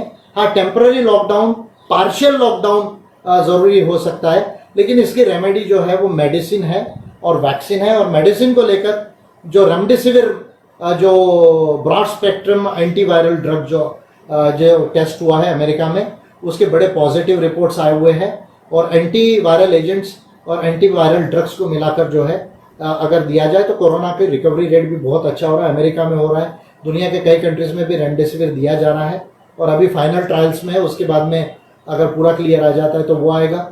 और वैक्सीन हो सकता है जनवरी के बाद में आएगा। तो 800 करोड़ लोगों को वैक्सीन दिया जा सकता है या नहीं, ये एक बहुत बड़ा इशू है। उस पर हमको सोचने की ज़रूरत है। तो उसके लिए जो है हमारे इम्यून सिस्टम के ऊपर में कुछ रिसर्च करने की ज़रूरत है। जेनेटिक इंजीनियरिंग के अंदर में एक बड़ा साइंस का वास्ट विषय है। उस पर कभी वर्ल्ड में जब रिसर्च होगा तो बात करेंगे हम। काफी सारे सवाल आ रहे हैं अब्रॉड से भी। लोग आपका लाइव प्रोग्राम देख रहे हैं सर। प्लीज वेलकम दोस्त who are from abroad, they are also welcome in this you see Facebook live show. तो इस तरह के सवाल आ रहे हैं। हम चाहेंगे कि कोरोना की वजह से एक तरह से दुनिया थम गई है, तो कोरोना के बाद की भी बहुत बड़ी दुनिया आगे बनने वाली है। तो उसको लेकर आपके कुछ सवाल हो तो आप उसको भी लेकर अपने सवाल फ्रेम कर सकते हैं। क्योंकि अभी मैं देख रहा था कि कुछ सवाल रिपीट्स हो रहे हैं, बार बार आ रहे हैं। एक सवाल सर वो अयोध्या के मामले को लेकर आ रहा है कि उसमें कुछ आर्कियोलॉजिकल एविडेंस मिल रहे हैं, बार बार आ रहा है। तो उसमें कुछ रेमेडी है क्या? नहीं, अभी मुझे ऐसा लगता है, मैं तो पर्सनल मेरा व्यू है कि धर्म का जो है वो कोई ज़रूरत ही नहीं है दुनिया को। तो इसलिए जो आई डोंट बिलीव कि धर्म के पीछे ज़्यादा जो है वो दिमाग लगाना चाहिए। और जो भी लोग धर्म के पीछे जो भी नेम एंड फॉर्म में रिलीजन होगा उस पर जो ध्यान लगा रहे हैं वो इंसानियत को डिसर्विस कर रहे हैं। तो मेरा ऐसा पर्सनल व्यू है कि रिलीजन की तरफ ज़्यादा ध्यान नहीं देना चाहिए। और जो है I do not want to go particularly ऐसे समय में जब दुनिया को साइंस और टेक्नोलॉजी और ये सब लाइफ बचाने की ज़रूरत है और बाद में ये गरीबी, भूखमरी, विषमता इसको ठीक करने की ज़रूरत है। मुझे नहीं लगता है कि मंदिर मस्जिद या अगर कुछ और एविडेंस मिले, शायद कोई बुद्धिस्ट एविडेंस मिल रहे हैं, तो आर्कियोलॉजी का इशू है, आर्कियोलॉजिकल इन्वेस्टिगेशन के लिए। और सुप्रीम कोर्ट में जिसको लगता है वो पिटीशन फाइल कर सकते हैं। जिनको लगता है कि यहाँ पर है और आर्कियोलॉजिकल एक्सकवेशन होना चाहिए तो वो फाइल कर सकते हैं। उसके अलावा तो मुझे नहीं लगता कि ज़्यादा कुछ किया जा सकता है इसमें, या अभी अप्रोप्रिएट समय है करने का। सर विवेक कुमार जी पूछ रहे हैं कि पीएम केयर्स फंड की अकाउंटेबिलिटी को कैसे एश्योर किया जा सकता है, उस ट्रस्ट में कैसे सीएजी हस्तक्षेप कर सकते हैं? वो बनाए इसलिए कि सीएजी ना आए उसमें। तो ऑलरेडी जो है वो 2 फंड ऑलरेडी इस एक्ट के अंदर, डिजास्टर मैनेजमेंट एक्ट में, जो रिलीफ फंड और मिटिगेशन फंड है वो ऑलरेडी है इस एक्ट के अंदर में। और फिर प्राइम मिनिस्टर्स रिलीफ फंड भी था ऑलरेडी, जो है वो 3 यानी 2 फंड का प्रोविजन इस एक्ट में है। और पीएम रिलीफ फंड ऑलरेडी है। वो ना हो उससे बाहर निकालने के लिए ये बनाया है इन्होंने जो है वो। और ये जो है वो ट्रस्ट लॉज में है, ये कोई सीएजी का इसमें रोल नहीं आएगा। हाँ, चैरिटी कमिश्नर से हम बैलेंस शीट वगैरह ले सकते हैं। अगर उसमें बहुत ज़्यादा कोई गड़बड़ होती है तो फिर हम उसको स्पेशली बोल सकते हैं कि भाई इसको इन्वेस्टिगेट किया जाए। ये प्रधानमंत्री है, क्या है पता नहीं, इनको अभी भी मांग ही रहे पैसा। और अभी मांग के कितना मिल गया? 7,000 करोड़ लगभग मुझे लगता है। और कितना है भारत के 119 जो बिलियनर्स है उनके पास कितना है? 30 लाख करोड़। और मिल कितना गया? 7,000 करोड़। और वो 7,000 करोड़ के लिए लगभग जो है इतना जो है वो ड्रामा किया, तमाशा किया। और ये पीएम केयर फंड बनाया, उसको बनाने की जरूरत ही नहीं थी। ऑलरेडी पीएम रिलीफ फंड था और इस एक्ट में 2 फंड थे, उसी में पैसा लेना चाहिए था और उसको प्रॉपरली डिस्ट्रीब्यूट करना चाहिए था ताकि सीएजी देख सकती, जो पब्लिक अकाउंट्स कमेटी है वो देख लेती थी पार्लियामेंट की जो है वो। तो ये प्रधानमंत्री को सूट नहीं करता है, ये चोरी करने जैसी बात है ऐसे समय में। मैं तो डायरेक्ट कहूंगा कि ऐसे समय में इनडायरेक्ट तरीके से चोरी करने का ये तरीका है। सर कुछ लोग ये पूछ रहे हैं कि गांव में है पार्टी वर्कर्स काम कर रहे हैं, तो जो लोग बाहर से आ रहे हैं उनको गवर्नमेंट की तरफ से पूरी तरह सहायता नहीं मिल रही है, तो उसके लिए उनके पास कुछ रेमेडी है, वो कुछ कर सकते हैं? बिल्कुल रेमेडी है। पहली बात, जो भी अम्बेडकराइट पार्टी ऑफ इंडिया के ऑफिस बेयरर्स है, जो कार्यकर्ता है, जो particularly green zone orange zone में है, जिनको ज़्यादा तकलीफ नहीं है, फ्रीडम नहीं है, वो कलेक्टर से बात करे, एसपी से बात करे, बाकी उनकी जो स्टेट गवर्नमेंट्स है वहाँ से डायरेक्ट उनके साथ में बात करे, उनको ईमेल करे, क्योंकि लेटर तो आप भेज नहीं सकते, तो टेलीफोनिक बात करे, जहाँ फिजिकली जा सकते हैं 5 लोगों से कम वो चाहे, और अपना बाकी मेंटेन करे, मास्क, सैनिटाइजर, बस सोशल डिस्टेंस सब मेंटेन करे, और जनता की कहीं भी कोई प्रॉब्लम है उसके लिए जो है वो काम करे। और कहीं कोई गवर्नमेंट ऑफिसर डेलिबरेटली अगर ये नहीं कर रहा है अगर, तो उसके खिलाफ में इस डिजास्टर मैनेजमेंट एक्ट में ही प्रोविजन है कि अगर वो रिलीफ को, और रिलीफ यानी केवल ये नहीं कि उनको वहां रख दिया, वैसा नहीं, उनका खाना पीना, सैनिटाइजेशन, मेडिसिन जो भी होगा वो अगर नहीं कर रहा है, या राशनिंग फूड जो भी है, तो उन ऑफिसर्स की कंप्लेंट आप कर सकते हैं और वो ऑफिसर्स के ऊपर में एक्शन का प्रोविजन इस एक्ट के अंदर में है। तो आप ये काम कर सकते हैं और कृपा करके इसको कीजिए, क्योंकि 25 मार्च से हमने इसीलिए कोशिश किया पीआर डालने की, ताकि क्योंकि पूरा लॉकडाउन था, हम फिजिकली नहीं जा सकते, तो इसलिए हमने कोर्ट के माध्यम से ये किया। लेकिन जहाँ जहाँ जिले जिलों में ये काम कीजिए, और जो किसान लोग हैं या जो एमएसएमई में वो लोग हैं, जो लोन मिल रहा है वैलिड तौर पर देख लीजिए और लोन्स को लीजिए और अच्छा बिजनेस कीजिए और बाद में धीरे धीरे उसको रिपे कीजिए। ये मौका है अभी भारत की इकोनॉमी को ऊपर लाने का, इम्प्लीमेंट करने का। अच्छा, संदेश झिलपे जी पूछ रहे हैं, कोरोना महामारी के आड़ में कुछ राज्यों जिसमें मध्य प्रदेश, उत्तर प्रदेश और भी राज्य है जिन्होंने श्रम कानून में बदलाव किया है, 8 घंटे के बजाय अभी 12 घंटे उनको काम करना पड़ रहा है, तो ये मजदूरों के मौलिक अधिकारों का हनन हो रहा है, तो बिल्कुल है। तो इसमें कुछ रेमेडी है? आप फिर रेमेडी करेंगे अगर कोई गवर्नमेंट अगर मान लीजिए अमेंड करती है लॉ को, तो लॉ को 2 ही तरीके हैं, अगर लॉ को या तो अमेंड किया जाए फिर से अच्छे से, या तो फिर वो लॉ अनकॉन्स्टिट्यूशनल लेकर के हाई कोर्ट्स और सुप्रीम कोर्ट्स में चैलेंज किया जाए। प्रिवेलिंग 2 ही रेमेडी है। तो अगर गलत ढंग से अमेंडमेंट किया है थ्रू ऑर्डिनेंस वो गवर्नमेंट्स ने, तो जो है आप उसको कोर्ट्स में चैलेंज कर सकते हैं, हाई कोर्ट्स में चैलेंज किया जा सकता है, सुप्रीम कोर्ट में चैलेंज किया जा सकता है। जब तक पार्लियामेंट इन सेशन नहीं है, असेंबली इन सेशन नहीं है, ये 2 काम किए जा सकते हैं। सागर मोटे जी पूछ रहे हैं कि कोरोना महामारी की वजह से अभी गवर्नमेंट के पास भी फंडिंग का कमी है, तो क्या रिलीजियस प्लेस में, जो चाहे कोई भी रिलीजियस प्लेस हो, अगर उसमें है तो उसको संपत्ति है तो उसको मेरा तो बहुत पहले से व्यू है, और ये तो हमारा ऑफिशियल पॉलिसी की, जितने भी रिलीजियस एंडाउमेंट्स हैं किसी भी धर्म के होंगे, उनके पास जो पैसे और संपत्ति है, चाहे वो मूवेबल हो या इमूवेबल एसेट्स हो, तो इसके ऊपर 30 से 40% टैक्स लगा के डायरेक्ट बजट में लेना चाहिए। ये मेरा डायरेक्ट मानना है। और ऐसा कहा जाता है कि भारत के रिलीजियस एंडोमेंट्स के पास 76 लाख करोड़ का गोल्ड है, तो इसको भी मोनेटाइज किया जा सकता है और उनसे गोल्ड लिया जा सकता है, उनको एक इंटरेस्ट दिया जा सकता है, लोअर इंटरेस्ट रेट का पैसा, और वो गोल्ड को रख के जो है पैसा जो है वो इकोनॉमी में लाया जा सकता है। बिल्कुल किया जाना चाहिए, क्यों नहीं किया जाना चाहिए? After all wealth is of the people of India and people of world.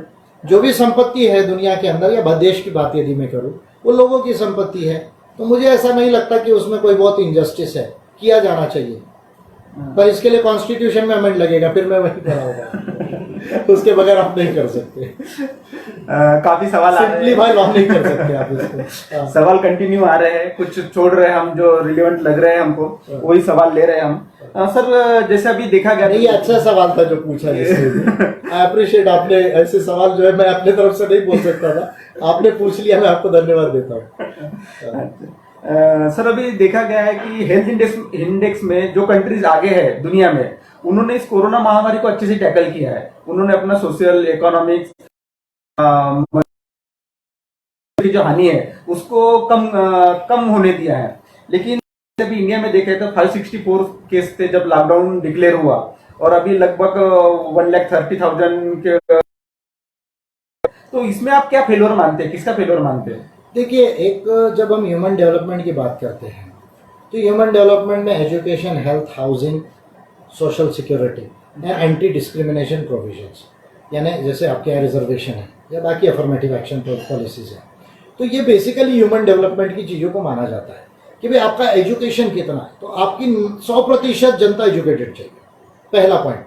उस समय का आपका, अगर आप साउथ कोरिया का मॉडल देखते हैं या चाइना का मॉडल देखते हैं जो बाद में कंट्रीज ऊपर आई हैं, या यूरोपियन मॉडल देखते हैं, तो 70% से 96% तक वहाँ की आबादी हायर एजुकेटेड है।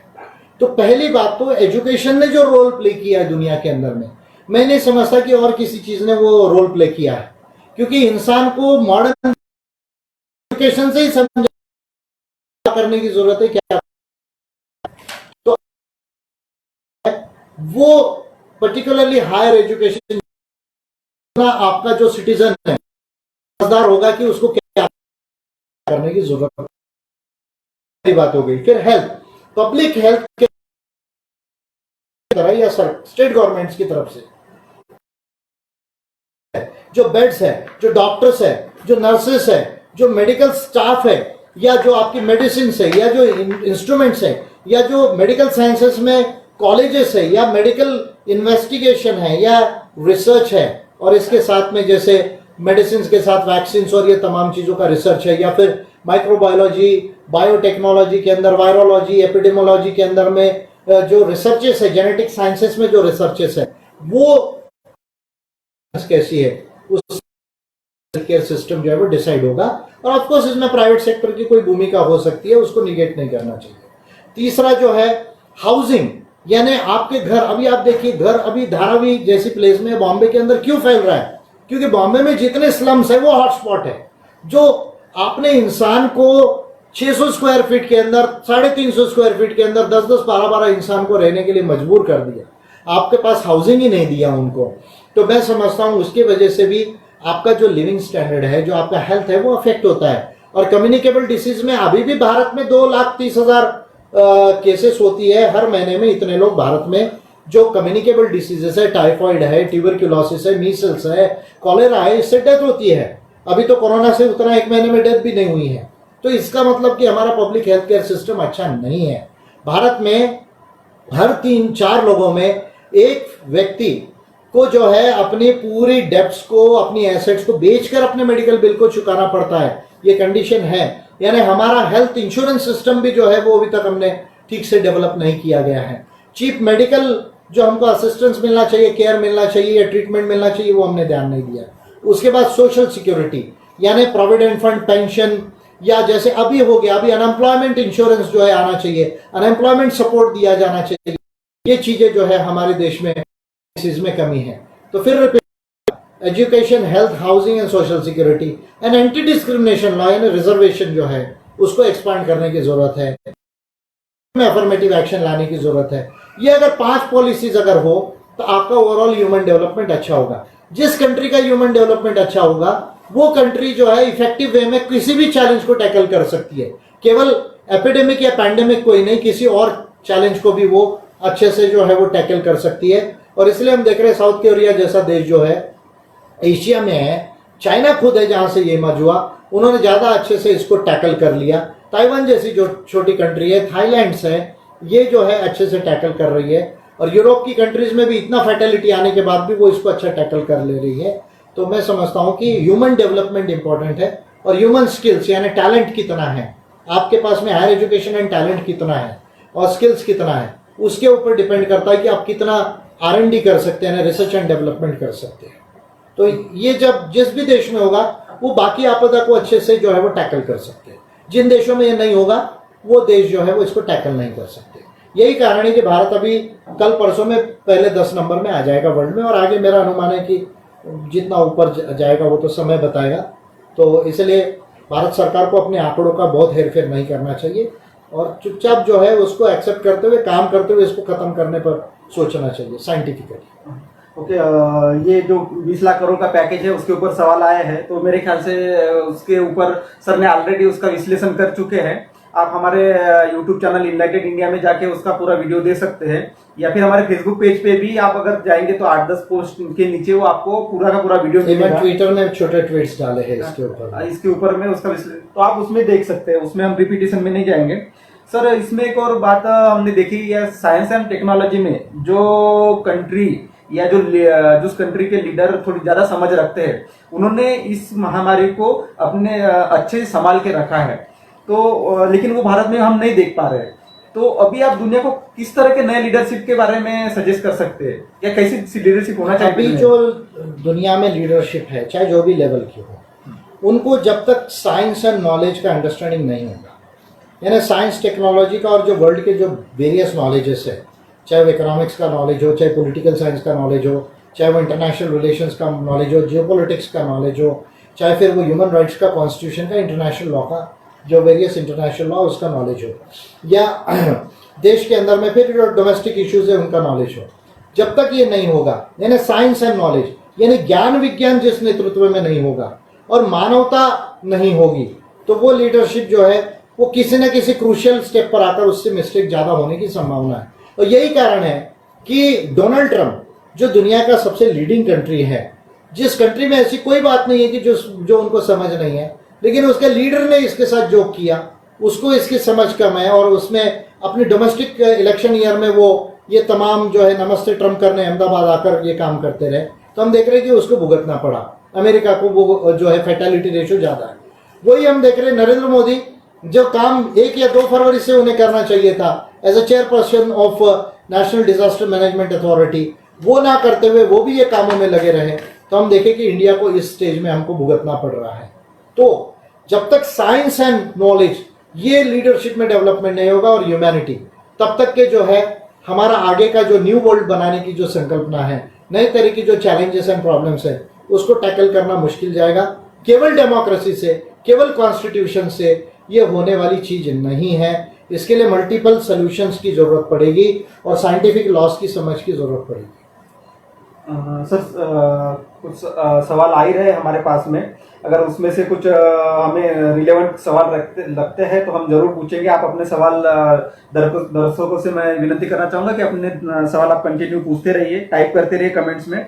अगर उस सवाल में साइंस टेक्नोलॉजी को लेकर या कुछ देश दुनिया को नया विजन अगर सर के आंसर से मिल सकता, अगर इस तरह के सवाल रहते हैं तो मैं जरूर आपका सवाल लूंगा इसमें। सर इस कड़ी में आगे जाते हुए हम ये पूछना चाहते हैं कि विश्व बैंक की एक रिपोर्ट आई है, उसके अनुसार आर्थिक पैकेज और सामाजिक सुरक्षा के लिए दुनिया के देशों ने कम से कम 250 के लगभग पैकेज दिए हैं अपने अपने कंट्रीज में, और उसमें से देखा गया है कि 30% के ऊपर जो पैकेज है वो डायरेक्ट कैश ट्रांसफर के है। लेकिन इंडिया में यहाँ के इकोनॉमिस्ट बोलते रह गए, विपक्षी पार्टियां बोलते रहे, इवन आपने भी इसको काफी पहले से बोला कि डायरेक्ट कैश ट्रांसफर देना चाहिए ताकि ये मजदूर या गरीब लोग हैं उनका ये जो पलायन है इधर के उधर ये कुछ हद तक रुक सकता है। तो गवर्नमेंट ने इसने ऊपर सीरियसली नहीं सोचा है, तो गवर्नमेंट किस तरह की आर्थिक नीतियों पर काम कर रही है? ये गवर्नमेंट, फिर इसको मैं कहता हूँ कि ये कास्ट कैपिटलिस्ट इकोनॉमी है, यानी ये जो है गरीबी को बढ़ाने की, विषमता को बढ़ाने की इकोनॉमी है भारतीय परिप्रेक्ष्य में। दुनिया की 30% जो टोटल पैकेजेस है वो जो है लगभग कैश ट्रांसफर में, जापान ने दिया, ऑस्ट्रेलिया ने दिया, अमेरिका दे रहा है, यूरोप की कई कंट्रीज ने दिया। तो जो है ऑस्ट्रिया कंट्री है, ऑस्ट्रिया कंट्री के नागरिक ये कहते हैं, अगर आप ऑस्ट्रिया का रिपोर्ट देखें कि हमारे सरकार ने हमको इतना दिया है बोले 3 महीने के लिए कि हमको बोलने के लिए जगह ही नहीं छोड़ी कि हम क्या बोले अपने गवर्नमेंट के खिलाफ में। और भारत के अंदर में ऐसा नहीं था कि पैसा नहीं है, आप 4-5 हज़ार रुपया जो है वो दे सकते थे 100 करोड़ लोगों को। आपको 4-5 लाख करोड़ आता है ज्यादा से ज्यादा, ये 20 लाख करोड़ में आप 4-5 लाख करोड़ रुपए डायरेक्ट कैश ट्रांसफर दे देते। 15 लाख करोड़ का जो है बाकी वे में लोन्स और लिक्विडिटी के रूप में जो है या असिस्टेंस के रूप में जो है आप दे सकते थे। You could have given, you see, in different forms, but if you don't want to give, that shows that you do not want to you see give immediate relief to the people, to remove the poverty, to remove the distress, to remove the inequality, and to ensure that all population of India, all citizens of India grow in a proper manner. So therefore this policy, I would say, is a policy of caste capitalism. It is a policy of injustice and it is a policy of inequality and inhumanity. ये मोदी सरकार की ये नीति के लिए उसको कभी माफ नहीं किया जा सकता। और मैं समझता हूँ कि मैं तो इस क्लियर व्यू का हूं कि आपको हर नागरिक को यूनिवर्सल बेसिक इनकम देना चाहिए। और यह अम्बेडकराइट पार्टी ऑफ इंडिया की ऑफिशियल पॉलिसी थी, जो हमने लोकसभा 2019 का जो हमने अपना पॉलिसी डॉक्यूमेंट नीति अभिवचन डिक्लेयर किया था, उसमें हमारी ये क्लियर पॉलिसी थी कि कम से कम 2000 रुपया जो है महीने का जो है हर भारत के नागरिक को यूनिवर्सल बेसिक इनकम दिया जा सकता है। तो मेरा तो ये मानना है, हमारी गवर्नमेंट, हमारी ऑफिशियल पॉलिसी एपीआई की, कि यदि हमारी सरकार बनती है तो हम भारत के 138 करोड़ लोगों को जितना भी कैलकुलेशन मिनिमम आएगा वो हम यूनिवर्सल बेसिक इनकम देंगे। 2000 रुपए तक का मोटे तौर पे कैलकुलेशन वो आ सकता है। अगर नया जीडीपी का कैलकुलेशन माइनस से ऊपर में आएगा 4-5% में, तो या कैलकुलेशन कम होगा तो कम 1000 तक आएगा, लेकिन हर नागरिक को हर महीने दिया जाना चाहिए। और ऐसी यदि आपदा आती है तो 1% डायरेक्ट कैश ट्रांसफर दिया जाना चाहिए। ये सबसे बेस्ट रेमेडी है। आखिरी आप लोन भी बोलोगे तो भी वो जो है वो लोन लेगा, फिर आपको इंटरेस्ट देगा, तो इंटरेस्ट किसको देगा? फिर से आप बैंक्स को इंटरेस्ट देगा, फिर जो है वो आरबीआई को इंटरेस्ट जाएगा, फिर गवर्नमेंट को जो है बोरिंग करके जो है वो इंटरेस्ट में उसका एडजस्टमेंट होगा।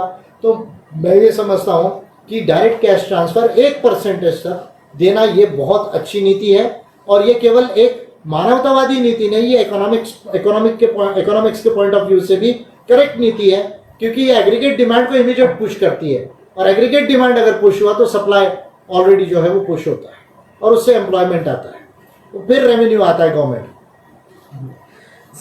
लॉकडाउन 1, लॉकडाउन 2, अभी लॉकडाउन 4 तक भारत सरकार आ गई है, और उसके बाद में भी कभी थाली बजाओ, कभी विमान से फूल बरसाओ, इस तरह की जो बातें कर रही है। लेकिन मेडिसिन, वैक्सीन या पब्लिक हेल्थ केयर सिस्टम, इस पर गवर्नमेंट का फोकस कम दिख रहा है। तो गवर्नमेंट को, अगर गवर्नमेंट को देश को बचाना है तो किस तरह की पॉलिसी पे काम करना चाहिए? पॉलिसीज तो बहुत सारी है।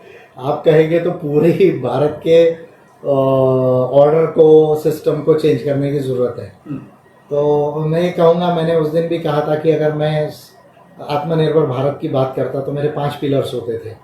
तो मैं उस दिन भी कहा था कि मेरा पहला पिलर होता, और आत्मनिर्भर भारत एक न्याय व्यवस्था दुनिया की जो हो, जिसको फेयर एंड जस्ट वर्ल्ड हम कहते हैं, या जस्ट एंड ह्यूमैनिटेरियन वर्ल्ड कहते हैं, उसके अंदर होगा, अकेले नहीं हो सकता। तो साइंस, टेक्नोलॉजी एंड इनोवेशन, ये मेरा पहला पिलर होता। साइंस एंड टेक्नोलॉजी को बिल्कुल पहली क्लास से पढ़ाने की ज़रूरत है भारत के अंदर में। कितना पढ़ाया जाए, कैसा पढ़ाया जाए, वो सिलेबस बनाने का रोल है, लेकिन बिल्कुल फर्स्ट स्टैंडर्ड से पढ़ाया जाना चाहिए, और थियोरटिकली नहीं, प्रैक्टिकली भी पढ़ाया जाना चाहिए उसको। अभी तो ज़रूरी नहीं कि आपको प्रैक्टिकल लैब में जाना है, कंप्यूटर मॉडल से भी आप एक्सपेरिमेंटेशन पढ़ा सकते हो। तो इसलिए जो है साइंस, टेक्नोलॉजी एंड इनोवेशन, और सबसे ज़्यादा हमारा जो रिसर्च है, हमारा जो ध्यान है, वो साइंस एंड टेक्नोलॉजी और उसके इनोवेशन पे, R&D के ऊपर होना चाहिए। इस पे हमारा हायर एजुकेशन और स्किल्स का बहुत फोकस होना चाहिए। फिर वो वेरियस फील्ड में हो, लाइफ साइंसेस में हो, फिर फिजिक्स के वेरियस फील्ड में हो, केमिस्ट्री में हो, फिर एस्ट्रोनॉमी के अंदर में हो, एस्ट्रोबायोलॉजी के अंदर बहुत सारी फील्ड्स है, उसमें हो सकता है। तो science and technology and innovation ये पहला पिलर होना चाहिए। दूसरा पिलर, हमारा देश का दूसरा pillar human development and human capital होना चाहिए, जो मैं फिर रिपीट कर रहा हूँ। Education, health, housing, social security and anti discrimination legislation and policies and measures, ये 5 चीजें जब तक नहीं होगी, ह्यूमन डेवलपमेंट आपका अच्छा नहीं होगा। और ह्यूमन टैलेंट, जितना हायर एजुकेशन स्किल्स जब तक नहीं होगा, जिसको टेंजिबल कैपिटल कहा जाता है, वो आपका डेवलप नहीं होगा। तब तक आप जो डेवलप्ड नेशन बनने की जो संकल्पना है वो नहीं कर पाएंगे। तीसरी, एक ह्यूमैनिस्टिक एंड प्रैग्मेटिक इकोनॉमी की जरूरत है, जो आपके labour intensive and capital intensive दोनों हो, जो इंटरनल डिमांड और एक्सपोर्ट ओरिएंटेड दोनों हो। ये तीसरा पिलर होना चाहिए। चौथा होना चाहिए human rights, democracy, rule of law in international order of justice. यानी आपके देश में कॉन्स्टिट्यूशन और लॉस को ठीक करने के लिए जितने पॉजिटिव एंड प्रोग्रेसिव अमेंडमेंट्स की जरूरत है, those amendments you should bring very very proactively, very positively, और बहुत जल्दी लाकर उसको ठीक करना चाहिए। अब देखिए ना, आप एक डिजास्टर मैनेजमेंट एक्ट आपके कॉन्स्टिट्यूशन को ओवरराइड कर रहा है, आपके फंडामेंटल राइट्स की कोई रेमेडी नहीं रही, आपके सारे लॉस सस्पेंड हो गए हैं। तो इतना arbitrary power, extra constitutional emergency का अगर कोई एक लॉ देता है, पार्लियामेंट उसको बनाता है, और आपके कॉन्स्टिट्यूशन में कोई उसके चेक्स एंड बैलेंसेस नहीं है, तो एक प्राइम मिनिस्टर, कोई जो है अभी सारे पावर्स जो है असर करके बैठे हुए हैं। तो और central government direct state government को बाईपास करके डीएम से भी बहुत सारे काम करवा रही है। तो मैं समझता हूं कि जो human rights, democracy, rule of law जो है, इसके लिए जितने अमेंडमेंट्स की जरूरत है या प्रोग्रेसिव लॉज बनाने की और पॉलिसीज बनाने की जरूरत है, वो करना चाहिए। और इंटरनेशनल ऑर्डर ऑफ जस्टिस, जो जस्टिस न्याय की व्यवस्था अंतर्राष्ट्रीय स्तर पे, यूएन के स्तर पे, डब्ल्यूएचओ के स्तर पर अच्छी बने, उसके लिए मेजर अमेंडमेंट्स और रिस्ट्रक्चरिंग की जरूरत है। और आखिरी में जो है, ग्लोबल लेवल के ऊपर में जो हमारे जो ग्लोबल इकोनॉमी है, ग्लोबल इकोनॉमी का फोकस केवल जीडीपी ना हो, सस्टेनेबिलिटी भी उसका जो है वो फोकस होना चाहिए। यानी केवल पैसा बन रहा है और पैसा बहुत बढ़ रहा है, यही फोकस नहीं हो, उसके साथ हम पर्यावरण के साथ और आने वाली पीढ़ी को कैसा हम अपन ट्रांसफर करके जा रहे हैं, कैसी दुनिया हम देके जा रहे हैं, इसका जो है वो मॉडलिंग होना चाहिए। और ग्लोबल सॉलिडेरिटी एंड कॉपरेशन होना चाहिए। ये 5 पिलर्स जो है यदि होते हैं तो मैं समझता हूँ कि भारत और दुनिया में बहुत बड़ा जो है बदलाव आ सकता है। जो चीज़ हमें दिख नहीं रही है, लेकिन जो चीज़ एग्जिस्ट करती है कॉस्मोस में, जैसे वायरस हमें नहीं दिखते, बैक्टीरिया हमें नहीं दिखते हैं, ये सूरज से लेके हमें रोशनी कैसी आती है, हमारी गैलेक्सी कैसी फंक्शन करती है, इसकी क्या लॉज है, ये हमें दिखते नहीं है, लेकिन ये ऑलरेडी साइंस में प्रूव हुए। उसको पढ़ना पड़ेगा, उसको एक्सपेरिमेंट से देखना पड़ेगा, उस पर शोध करना पड़ेगा, उसके अंडरस्टैंडिंग से अपनी पॉलिसीज को डिजाइन करना पड़ेगा, अपने इंस्टीट्यूशंस को डिजाइन करना पड़ेगा। तो ज़्यादा अच्छे ढंग से जो है हम लोग जो है वो डेवलपमेंट कर पाएंगे। और मैंने ऑलरेडी 5 पिलर्स में ये बात कही, वो सारी की सारी चीज़ें उसमें जो है वो इनकॉर्पोरेटेड है। अगर ये तमाम चीज़ की जाए और धर्म और विचारधाराओं का जो पागलपन हमने जो लाया है, विज्ञान की समस्या और ज्ञान की समस्या, अगर इंसान ऊपर आए, इंसानियत ऊपर आए, तो ऑटोमेटिकली ये चीज़ें जो है धीरे धीरे ठीक होना स्टार्ट। सर, विवेक कुमार जी पूछ रहे, agriculture product and agriculture by product की प्राइस को उचित लेवल तक ले जाने के लिए सरकार को किस नीति पर काम करना चाहिए? एग्रीकल्चरल, एक तो जो ये जो लॉज है, एपीएमसी लॉज है, उसको जो है तो अमेंड करने की जरूरत है। एग्रीकल्चरल प्राइसिंग को जो है तो सपोर्ट प्राइस मिनिमम गवर्नमेंट ने जरूर देना चाहिए, और अगर एक्सपोर्ट में ज़्यादा पैसा मिलता है तो उसको फ्री करना चाहिए ताकि किसानों को ज़्यादा पैसा मिल सके। और बीच का जो इंटरमीडिएटरीज है, जो ब्रोकरेज है, उसको कम करना चाहिए। और हमको एक थर्ड जो है वो ग्रीन रेवोल्यूशन की ज़रूरत है, जो जेनेटिकली इनेबल्ड जो है वो ग्रीन रेवोल्यूशन होना चाहिए। जो फर्स्ट एंड सेकंड जो ग्रीन रेवोल्यूशन हुआ, अब हमको एक नई ग्रीन रेवोल्यूशन की ज़रूरत है, उस पर काम करने की ज़रूरत है। अच्छा, यमलेश जी पूछ रहे थे कि डब्ल्यूएचओ पे जो अभी डॉक्टर हर्षवर्धन जी का चयन हुआ है, तो उनका एज अ हेल्थ मिनिस्टर, प्रौद्योगिकी मिनिस्टर के हिसाब से उन्होंने देश में उसके ऊपर कम काम किया है, और उन्होंने अपना जो सोल्यूशन है वो धर्मों में ढूंढा है। तो ऐसे व्यक्ति के चयन पे आप क्या कहना चाहेंगे? ऐसे व्यक्ति को तो मुझे ऐसा लगता है रिजाइन कर देना चाहिए था। जो है, इनके लोग कहते हैं कि महाराष्ट्र में प्रेसिडेंट रूल लगाओ, गुजरात में और तमिलनाडु में क्यों नहीं। और मेरा तो ऐसा मानना है कि कोरोना को हैंडल करने में हर्षवर्धन जी सबसे बड़ा आपका फेलियर है कि आपको पता नहीं, डॉक्टर लिखते हैं लेकिन आपको वायरसेस कैसे फंक्शन करते हैं और कितना डेडली हो सकते हैं इसकी समझ नहीं। जो काम आपको 1 फरवरी से करना था, वो काम आप 24 मार्च तक रुके रहे। अभी चलो, आपको इंटरनेशनल हेल्थ रेगुलेशंस के तहत और डब्ल्यूएचओ के कॉन्स्टिट्यूशन के तहत आपको being the health minister of India आपको मौका मिल गया, लेकिन मुझे नहीं लगता कि you are a fit person to do all this job. तो अगर आप सही में एक साइंटिफिक माइंड होते तो आपने नरेंद्र मोदी को पहले कंपेल किया होता, गाइड किया होता कि हमको ये स्टेप्स लेने की जरूरत है, वो 1 फरवरी से किया होता आपने। या आप ज्यादा अच्छे साइंटिफिक व्यू के होते तो जब वुहान में नवंबर में हुआ तब आप प्रोएक्टिव वे में डब्ल्यूएचओ को एंगेज करते थे और बोलते थे कि ये चीजों पर ध्यान दो और बताओ दुनिया को। तो मुझे नहीं लगता कि you are a competent person to do this job. लेकिन अब रूल है, रूल के तहत आप बन गए, उसके लिए क्या किया जा सकता है। यही तो डेमोक्रेसी है ना। डेमोक्रेसी में कभी कभी बोलना नहीं चाहिए। आफ्टर ऑल इंसान है, इलेक्ट होके जाता है, लेकिन हर आदमी जो इलेक्ट होके जाता है वो काम करने लायक होता है, मान लेना। ये डेमोक्रेसी का सबसे बड़ा मिथ है, मुझे लगता है। अपूर्वा मंडल जी पूछ रहे हैं, sir please say something about financial literacy and economical intelligence of Bahujans. नहीं, why do you want to again entangle all these things in Bahujans? In economics is not about any community or creed, my dear. Economics is a science which is applicable for all humanity. तो economics में आपको economics को deep में अच्छे से पढ़ना चाहिए। आपको macro economics and micro economics 2 field है, उसको पढ़ना चाहिए। Macro economics and micro economics, ये दोनों को पढ़ना चाहिए। फिर monetary policy and fiscal policy, इसको पढ़ना चाहिए। फिर इंटरनेशनल ट्रेड एंड फिनांस, इसको पढ़ना चाहिए। ये मैंने 6 चीज़ें आपको कही, फिर रिपीट करता हूँ। Macro economics and micro economics, fiscal policy and monetary policy, international trade and finance, इसको पढ़ना चाहिए। फिर इसके अंदर में जब आप डीप में जाएंगे तो इकोनॉमिक थ्योरीज एंड जो मॉडल्स है, कैपिटलिज्म के जो वेरियस मॉडल्स है उसको पढ़ना चाहिए। सोशलिज्म कम्युनिज्म के जो वेरियस मॉडल्स हैं उसको पढ़ना चाहिए। और इसमें से एक मानवतावादी और प्रेगमेटिक क्या मॉडल हो सकता है उसको जो है वो ढूंढने का प्रयास करना चाहिए। ये हो गई सारी की सारी बातें। जहाँ तक आपने फिनेंशियल लिटरेसी की बात की, तो फिनेंशियल लिटरेसी के अंदर में पैसा कैसा फंक्शन करता है, what is the value of money, value of gold, फिर स्टॉक्स के अंदर में पैसा कैसा बढ़ता है, कैसा कम होता है, बैंकिंग इंटरेस्ट के साथ इसका क्या फंक्शन होता है, क्या रोल होता है, ये तमाम चीज़ों को अलग से पढ़ने की फिनेंशियल लिटरेसी की ज़रूरत है। फिर कहूँगा economics is applicable to whole humanity, all the countries and the state. फिर कोई कम्युनिटी क्रीड में उसको बांधने की कोशिश ना करे, अदरवाइज फिर गलती हो जाएगी। सर, अगर इंटरनेशनल पॉलिटिक्स पे बात करें तो चाइना और अमेरिका में जो अभी तनाव चल रहा है, ये जो बड़ा तनाव चल रहा है, तो ये किस तरह का नया इंटरनेशनल पॉलिटिक्स बन रहा है अभी दुनिया में? एक तनाव यदि सिर्फ अकाउंटेबिलिटी ऑफ कोरोना वायरस के लिए है तो मैं समझता हूँ कि जायज़ है।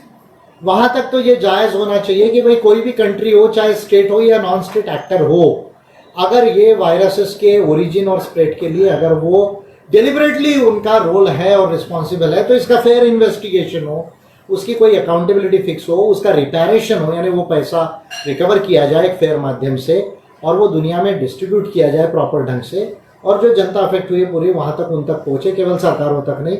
इसके लिए यदि है तो मैं समझता हूँ फेयर है, लेकिन ये यहाँ तक सीमित नहीं है। फिर वही पागलपन में चाइना अमेरिका जा रहा है और इंडिया भी उसमें प्ले कर रहा है।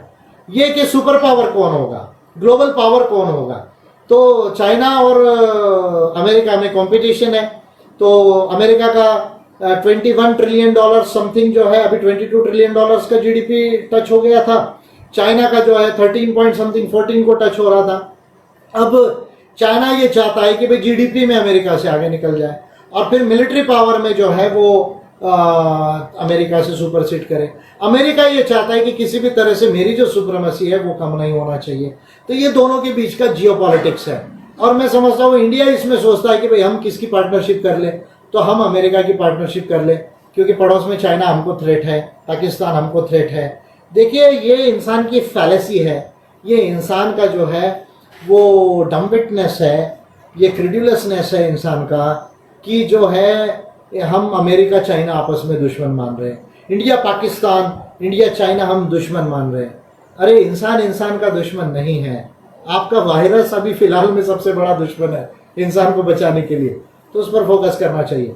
तो मैं इसको एग्री करता हूँ कि जो भी कंट्री इसके ओरिजिन और स्प्रेड के लिए रिस्पॉन्सिबल है उसकी अकाउंटेबिलिटी फिक्स होना चाहिए। वहाँ तक दुनिया की कंट्रीज़ ने प्रेशर लाना चाहिए, लेकिन इस बहाने फिर वन अपमैनशिप हो, फिर ब्रिंकमैनशिप हो और फिर जो है वो जियो पॉलिटिक्स हो, पावर पॉलिटिक्स हो, सुपर पावर बनने के लिए, तो मैं समझता हूँ इससे कोई फ़ायदा नहीं होगा। ना तो वेस्टर्न लिबरल डेमोक्रेसी का मॉडल परफेक्ट है, ना तो कम्युनिज्म का मॉडल परफेक्ट है। दोनों ही मॉडल में मेजर अमेंडमेंट्स की ज़रूरत है। दुनिया को एक नए जो है वो वैज्ञानिक और मानवतावादी मॉडल की ज़रूरत है। इसलिए ना चाइना की हठधर्मिता ठीक है और ना ही अमेरिका की हठधर्मिता ठीक है। सर, अभी काफ़ी दिनों से आपके नाम से जो पेज है धीमान विजय मानकर, उसमें काफ़ी पोस्ट हमने कॉस्मो ह्यूमैनिज्म से रिलेटेड देखी है। तो उसमें से एक पोस्ट ऐसी थी सर कि मैं एक इंसान हूँ, इंसान ही रहूँगा, मैं एक स्वतंत्र विचारक हूँ जो विज्ञान, प्रकृति, इंसानियत और दुनिया को खोजना चाहता हूँ, मैं कॉस्मो ह्यूमैनिस्ट हूँ। यह जो आप बात कह रहे हैं, ये बात सोशल मीडिया पे काफ़ी वायरल भी हुई थी, काफ़ी जगह स्प्रेड हुई थी, काफ़ी लोगों ने लाइक किया था, कमेंट्स किया था। तो इसके बारे में थोड़ा विस्तार में बताना चाहेंगे सर आप? मैंने जो कुछ बोलना है वो मैंने इस किताब में लिख दिया है। वैसे तो देखा जाए जिनको इंग्लिश थोड़ी भी आती है वो कॉस्मो ह्यूमैनिज्म का मेरा बुक पढ़ सकते हैं। इसमें मैंने बहुत पढ़ाई के बाद और बहुत संशोधन और खोज के बाद जो लिखना था वो मैंने पहले वॉल्यूम में लिखा है, आगे भी मेरे वॉल्यूम्स आएंगे। मेरा ये सिंपल मानना है कि कॉस्मोस जो है वो एग्जिस्टेंस में है, नेचर जो है वो एग्जिस्टेंस में है। हम एज अ इंसान होमोसेपियन करके जो है वो इवॉल्व हुए हैं। लाइफ जो है वो केमिस्ट्री है, कॉम्प्लेक्स केमिस्ट्री है। यदि सूरज और धरती का डिस्टेंस अप्रोप्रिएट नहीं होता, या धरती बहुत ज़्यादा दूर होती तो भी लाइफ नहीं होती, धरती सूरज के बहुत करीब होती तो भी जो है वो लाइफ नहीं होती। यदि अगर फिजिक्स के या बाकी जो लॉज है वो अगर एक्ट नहीं करते तो भी जो है वो लाइफ नहीं होती।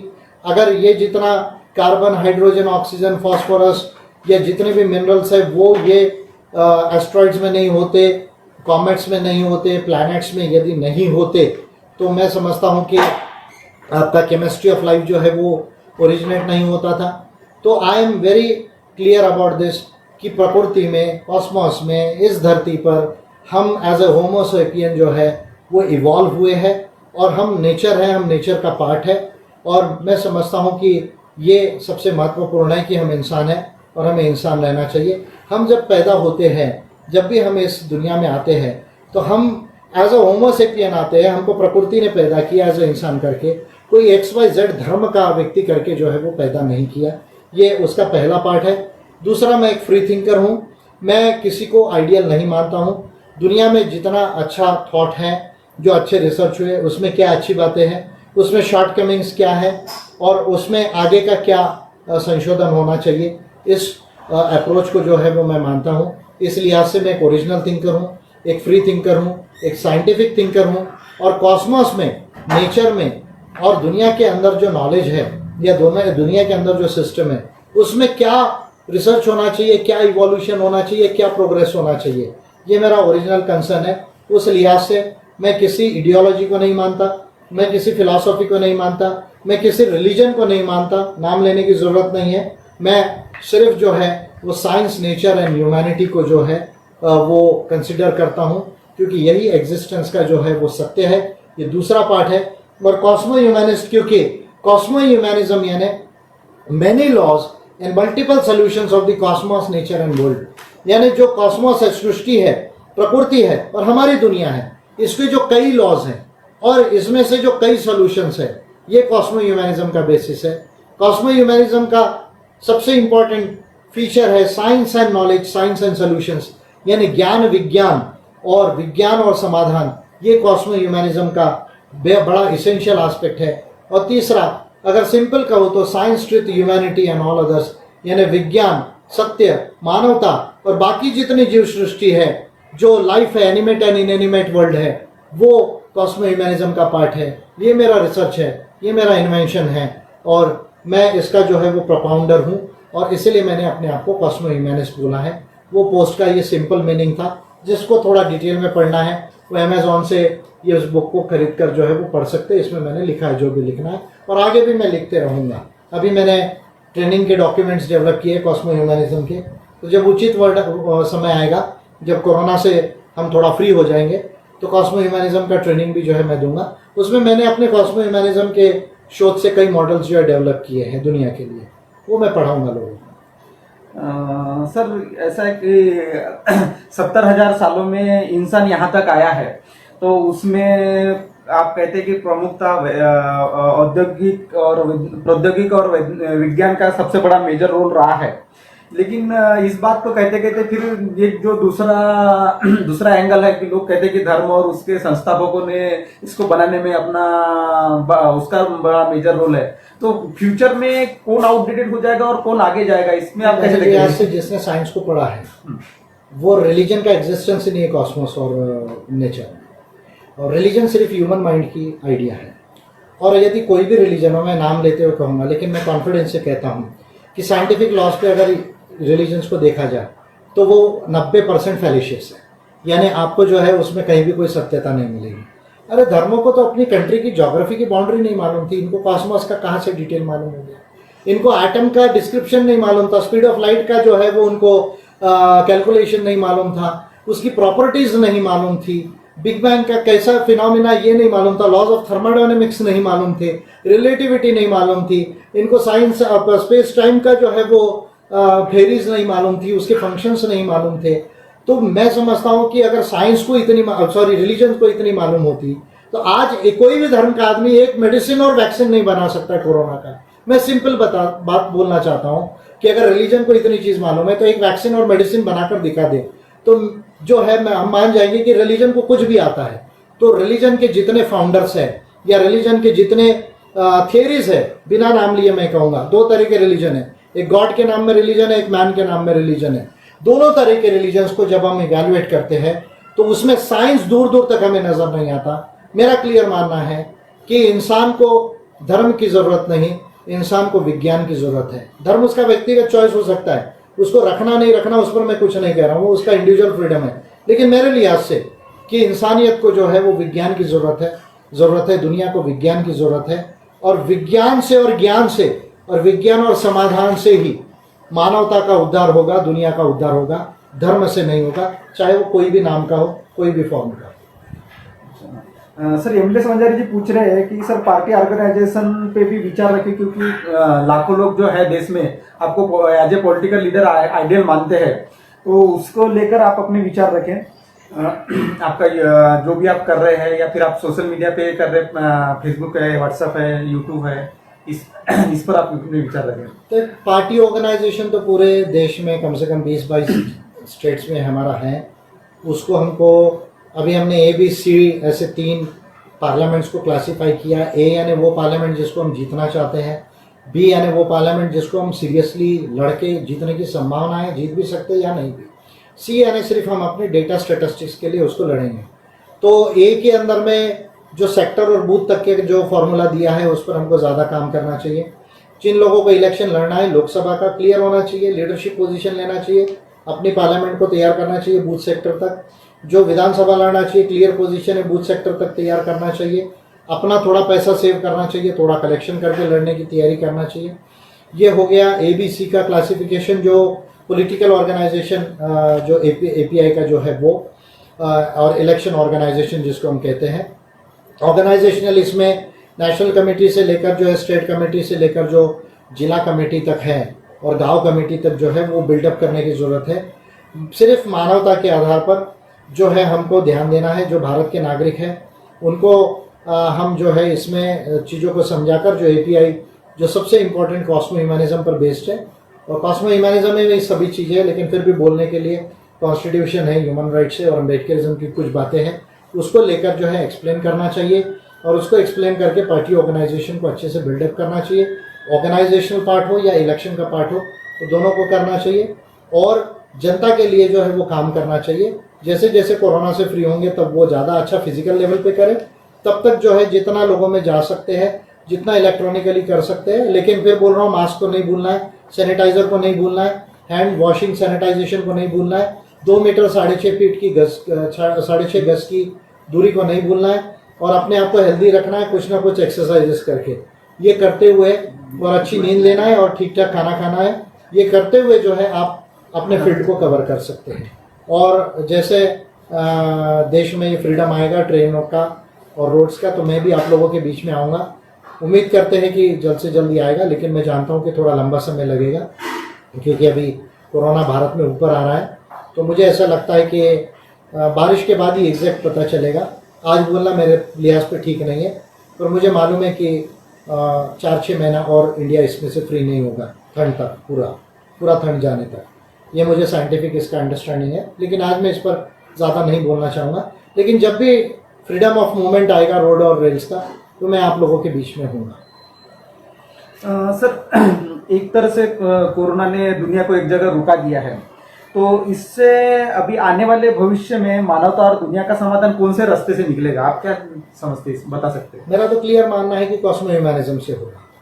क्योंकि देखिए, जब तक आप science and knowledge and science and solutions को यूज़ नहीं करेंगे, साइंटिफिक लॉज को नहीं समझेंगे, तब तक के आप दुनिया में कैसे एग्जिस्ट करते हैं और आपको कैसे सर्वाइव करना है, कैसे जीना है, ये समझ में ही नहीं आएगा। तो एक तो कॉस्मो ह्यूमनिज्म का जो सबसे बेसिक बात बोल रहा हूँ, science and knowledge, science and solutions, इसका पार्ट होना चाहिए, पहला पार्ट। दूसरा पार्ट जो है human rights, democracy, rule of law में मेजर अमेंडमेंट्स की ज़रूरत है। डेमोक्रेसी का किस तरह का मॉडल हो? क्या वो मॉडल जो है वो डायरेक्ट डेमोक्रेसी हो, रिप्रेजेंटेटिव डेमोक्रेसी हो, या पार्टिसिपेटरी डेमोक्रेसी हो या डेलिबरेटिव डेमोक्रेसी हो या इसका कोई मिक्स हो।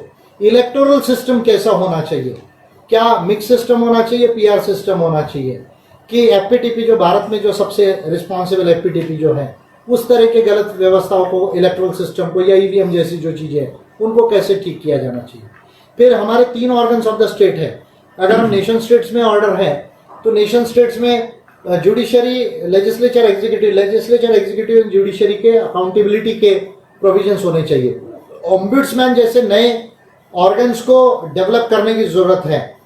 जो ओम्बुड्समैन, कई तरह के ओम्बुड्समैन हो सकते हैं, केवल लोकपाल ही एक ओम्बुड्समैन नहीं, पार्लियामेंट्री कमिश्नर ओम्बुड्समैन होता है, एंटी डिस्क्रिमिनेशन ओम्बुड्समैन होता है, जेंडर ओम्बुड्समैन होते हैं। तो इस तरह के ओम्बुड्समैन के इंस्टीट्यूशंस को apart from legislature, executive and judiciary 4 pillar बनाए जाने चाहिए। तो ये इंपॉर्टेंट बात है। फिर इकोनॉमिक्स जो है, इकोनॉमी का मॉडल कैपिटलिज्म में, जो अभी का जो कैपिटलिज्म का मॉडल है, कैपिटलिज्म से बहुत दुनिया आगे आई। गरीबी बहुत जो है बड़े पैमाने पर कम करने में कैपिटलिज्म का रोल है, लिविंग स्टैंडर्ड को बढ़ाने में रोल है। लेकिन कैपिटलिज्म के अभी के जो मॉडल है उसमें कुछ डिफेक्ट्स है, जैसे it leads to jobless growth, और जो प्रीमियम ऑन कैपिटल है वो प्रीमियम ऑफ लेबर से ज़्यादा है। यानी जो जिनके पास पैसा है वो ज़्यादा अमीर होते हैं, लेकिन जो श्रम करते हैं वो कम उनको रिटर्न मिलता है। तो कैपिटलिज्म के मॉडल को अमेंड करने की ज़रूरत है इकोनॉमिक्स की, यदि मैं बात करूँ तो मैं समझता हूँ कि ये 3-4 चीज़ें यदि की जाए कॉस्मो ह्यूमनिज्म के हिसाब से, एक तो science and knowledge and science and solutions को जो है वो समझा जाए, और उसके साथ में human rights, democracy, rule of law को मेजरमेंट किया जाए, और साथ में जो है कैपिटलिज्म का जो मॉडल है उसमें अमेंडमेंट किए जाए, और इसको जो है जो बातों से इंसानियत का प्रोग्रेस होता है, डेवलपमेंट होता है, और हम सस्टेनेबिलिटी के साथ, हार्मोनी के साथ सर्वाइव कर सकते हैं, ये कामों को यदि किया जाए तो दुनिया बड़े पैमाने पे बदल सकती है। और फिर अभी हम टाइप 1 सिविलाइजेशन से टाइप 2 सिविलाइजेशन में जाने के लिए हमको सोलर सिस्टम के एनर्जी को यूज़ करने के लिए टेक्नोलॉजी को डेवलप करना होगा, और इसके साथ में जो है नॉलेज के लेवल पर जितना अभी नॉलेज और डेटा हमारे पास में है, तो A to Z की स्केल में यदि डिवाइड किया जाए तो अभी हमको K की स्केल तक आना पड़ेगा। जब तक इतना डेटाबेस हमारा नॉलेज नहीं होगा वर्ल्ड में, तो तब तक के जो है वो डेवलपमेंट नहीं होगा। तो उसके लिए बहुत सारा टेक्नोलॉजिकल डेवलपमेंट की ज़रूरत है। केवल इंसान के ब्रेन से ये नहीं होगा, आपको क्वांटम कंप्यूटर्स लगेंगे, मॉलिक्यूलर कंप्यूटर्स लगेंगे, आपको ब्रेन मैपिंग लगेगा, आपको जैसे जेनेटिक मैपिंग किया वैसा वायरल मैपिंग की ज़रूरत है। फिर उसके बाद में आपको स्पेस की अगर बात करूँ मैं, तो आपको जो रैमजेट टेक्नोलॉजी से आगे जाकर जो है वो एंटी मैटर शिप्स को जाना पड़ेगा, और फाइनली जो है एंटी एनर्जी शिप्स के ऊपर जाना पड़ेगा। अगर आपको आपकी लाइफ एक्सपेक्टेंसी को बढ़ाना है, जो अभी सवाल आया कि वैक्सीन सोल्यूशन है क्या, तो वैक्सीन तो आप एक वायरस के लिए बनाइए, अगर ब्रॉड स्पेक्ट्रम अगर आप ड्रग बनाते तो कुछ वायरसेस को डील करेगा।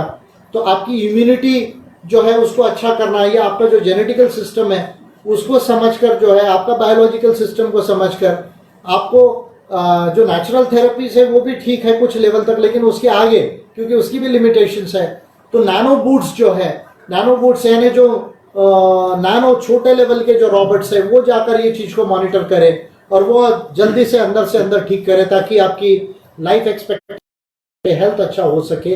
ये तमाम चीज़ों पर फिर एडवांस जो है वो रिसर्च और डेवलपमेंट्स की ज़रूरत है। पर मोटे तौर पे 3 बात कहूँगा कॉस्मो ह्यूमनिज्म के समाधान से, कि एक, हमको साइंस एंड टेक्नोलॉजी को और इनोवेशन को बहुत ज़्यादा अडॉप्ट करने की ज़रूरत है, पहली बात। दूसरा, human rights, democracy, rule of law और इंटरनेशनल ऑर्डर ऑफ जस्टिस में मेजर अमेंडमेंट्स की ज़रूरत है। और तीसरा जो है वो इकोनॉमिक्स के मॉडल को जो है वो अमेंड करने की ज़रूरत है, और पहले टाइप 1 सिविलाइजेशन से टाइप 2 सिविलाइजेशन में जाने की तैयारी के लिए जितना टेक्नोलॉजिकल डेवलपमेंट लगता है उसको तैयारी हमको करना पड़ेगा। ये चीज़ें यदि की जाए तो काफ़ी हद तक समाधान आ सकता है दुनिया में। सर काफ़ी सवाल आ रहे हैं, और ऐसे भी कुछ सवाल आ रहे हैं जो हमने उसका आंसर पहले ही दे चुके हैं, या सर जो शुरुआत में ब्रीफिंग की थे उसमें काफ़ी सारे सवालों पे सर ने अपने पहले ही वक्त रखे हैं। तो ये वीडियो जैसे लाइव खत्म होगा हम अपलोड कर देंगे, तो जिन लोग साथियों का मैं अगर सवाल नहीं ले पा रहा हूँ तो वो इसको अदरवाइज ना ले, क्योंकि उसके सवाल पहले ही मिल चुके हैं। We can take some questions even if they are not taken in this UC Facebook Live. because there would always be some questions which will not be attended because a plethora of questions are coming and Atul ji is having limitations to take all the questions. तो आप बिल्कुल नाउम्मीद मत होइए क्योंकि अभी थोड़ा lockdown भी थोड़ा रिलैक्स हो रहा है, तो फेसबुक लाइव पर मैं 7 दिनों में 10 दिनों में आपके बीच में आते रहूँगा और ऐसे कुछ प्रोमिनेंट सवाल यदि छूट भी गए तो हम उसको ध्यान में रखेंगे। अतुल जी आप भी उसको अलग से थोड़ा नोट कर लीजिएगा, सेकंड टाइम भी आप उसको टाइप कर सकते हैं। तो आप बिल्कुल डिस्करेज ना हो, I will be with you. आज जितने हम ले सकते हैं और हमारे पास 10-15-20 मिनट है, तो रिपीटेटिव क्वेश्चंस ना लेते हुए यदि अगर कोई नई तरह का सवाल हो तो उस पर आज हम जाएंगे। लेकिन कोई भी फेसबुक लाइव में जो जुड़े हुए हैं वो निराश ना हो, पॉजिटिव रहे, एनकरेज रहे और जो है आपके सवालों को आज नहीं तो नेक्स्ट सेशन में अटेंड किया जाएगा। सर अभी हम थोड़ा देर ले सकते हैं, हाँ कंक्लूडिंग की तरफ में। हाँ अभी हम कंक्लूडिंग की तरफ जाएंगे। तो कुछ सवाल अभी जैसे आपने ट्रेनिंग की तैयारी की, इस तरह की बात की है, तो कुछ लोगों को ये है कि सर एडवांस ट्रेनिंग कब तक मिलने वाली है? नहीं तो कोरोना फ्री होगा तभी ट्रेनिंग मिलेगा, क्योंकि अगर मान लीजिए 70 लोगों को मैं एक जगह रख दूंगा तो फिर कोरोना इन्फेक्शन हो जाएगा। तो सबसे पहले कोरोना से फ्रीडम आएगा। कोरोना से फ्रीडम आने के लिए 2 सबसे बड़े रास्ते हैं, एक तो मेडिसिन है, दूसरा वैक्सीन है। मेडिसिन रेमडेसिविर का बहुत अच्छा रिपोर्ट आ रहा है, फाइनल ट्रायल्स के इसमें है, वो बहुत जल्द जो है अगर अच्छा हो जाए तो अप्रूव होके आ जाएगा। उसके बाद क्या मेडिकल पैरामीटर्स होते हैं, क्या परमिट किया जा सकता है, क्योंकि रेमडेसिविर भी आपको पूरी तरह बचा लेगी ऐसा नहीं, लेकिन आपकी मोर्टेलिटी को बहुत कम कर रही है और रिकवरी के जो दिन है वो जल्दी कर रही है। तो वो जैसे कॉमन फ्लू हो जाता है, हम एंटीबायोटिक्स लेके ठीक हो जाते हैं, उस तरह की परिस्थिति आती है या नहीं आती वो देखना पड़ेगा। और वैक्सीन आने तक, तो वैक्सीन तो बिल्कुल जनवरी तक नहीं आ रहा है, तो वो आने तक मुझे नहीं लगता कि मैं ट्रेनिंग देना मेरे पार्ट पे उचित होगा, क्योंकि मैं एक साइंटिफिक थिंकर हूँ। तो लेकिन मेरे तरफ से ट्रेनिंग की तैयारी ऑलमोस्ट ऑल तैयार है। कंप्यूटराइजेशन सिर्फ चल रहा है, मेरा सिलेबस बन गया, मेरे डॉक्यूमेंटेशन बन गए, कंप्यूटराइजेशन चालू है। थोड़ा सा जो पीपीटी के मॉडल्स है वो बनाने का समय वो हम लोग बना लेंगे, कोई बड़ी बात नहीं है। और जिस भी समय हम कोरोना से फ्री हो जाएंगे मैं आपको कॉस्मो ह्यूमनिज्म का ट्रेनिंग दूंगा, और वो ट्रेनिंग वर्ल्ड में बेस्ट होगा। और मैं दुनिया का नॉलेज पढ़ाऊंगा आपको ओरिजिनल, और जो क्या होना चाहिए, जो मेरा रिसर्च है और मेरा जो इन्वेंशन है वो मैं पढ़ाऊंगा, जो मैंने दुनिया के तमाम इंटेलिजेंट और ग्रेट थिंकर्स और फिलोसोफर्स और साइंटिस्ट को, जो अच्छे लोग हैं, अच्छी बातें उनको समझ के उसके आगे का कुछ मॉडलिंग किया है वो मैं पढ़ाऊंगा आप लोगों को। मैं समझता हूँ कि आज मेरी लाइब्रेरी भारत में वन ऑफ द बेस्ट है, इसका मुझे अभिमान है, बड़ी ह्यूमिलिटी के साथ में, बड़ी विनम्रता के साथ में। और 29वां साल हो गया पढ़ते हुए, 30वां साल चल रहा है, और इसमें से बहुत सारी चीज़ें मुझे समझ में आई हैं कि देश और दुनिया में क्या अच्छा किया जा सकता है और क्या चीज़ों से हम अच्छाई की तरफ और सच्चाई की तरफ और सोल्यूशंस की तरफ जा सकते हैं। वो चीज़ें मैं ज़रूर पढ़ाऊँगा। ऑलरेडी मेरे नोट्स और सब चीज़ें बन गई हैं, but not till we are free from corona. Sir Kiran Kumar Madhukar ji पूछ रहे हैं कि ऐसा कोई आप अभियान करना चाहेंगे कि ऑनलाइन पार्टी के सदस्य बने लोग, क्योंकि अभी साइंस टेक्नोलॉजी का सब कुछ चल रहा है। तो ऑनलाइन पहले आप स्प्रेड तो कीजिए, अभी जो है मेरी बात को कम से कम 1 करोड़ लोगों तक ले जाने का आप लोग सब लोग मिलकर प्रयास कीजिए। मधुकर आप हैं, बहुत अच्छा काम कर रहे हैं, आप कर रहे हैं, बहुत बाकी लोग कर रहे हैं उसी तरह से।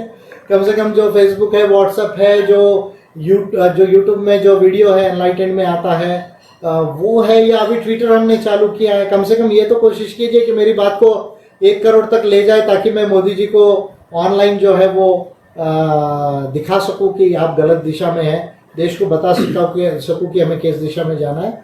ऑनलाइन स्प्रेड तो हो जाने दीजिए, ऑनलाइन मेंबर तो बन जाएंगे, लेकिन ऑनलाइन काम तो पहले आप स्टार्ट करें, और फिर ऑनलाइन मेंबर बन भी जाए तो पार्टी, हमारे देश में अभी तक इस तरह का पॉलिटिकल सिस्टम है और डेमोक्रेटिक सिस्टम है कि हमको गांव कस्बों में तो जाना ही पड़ेगा।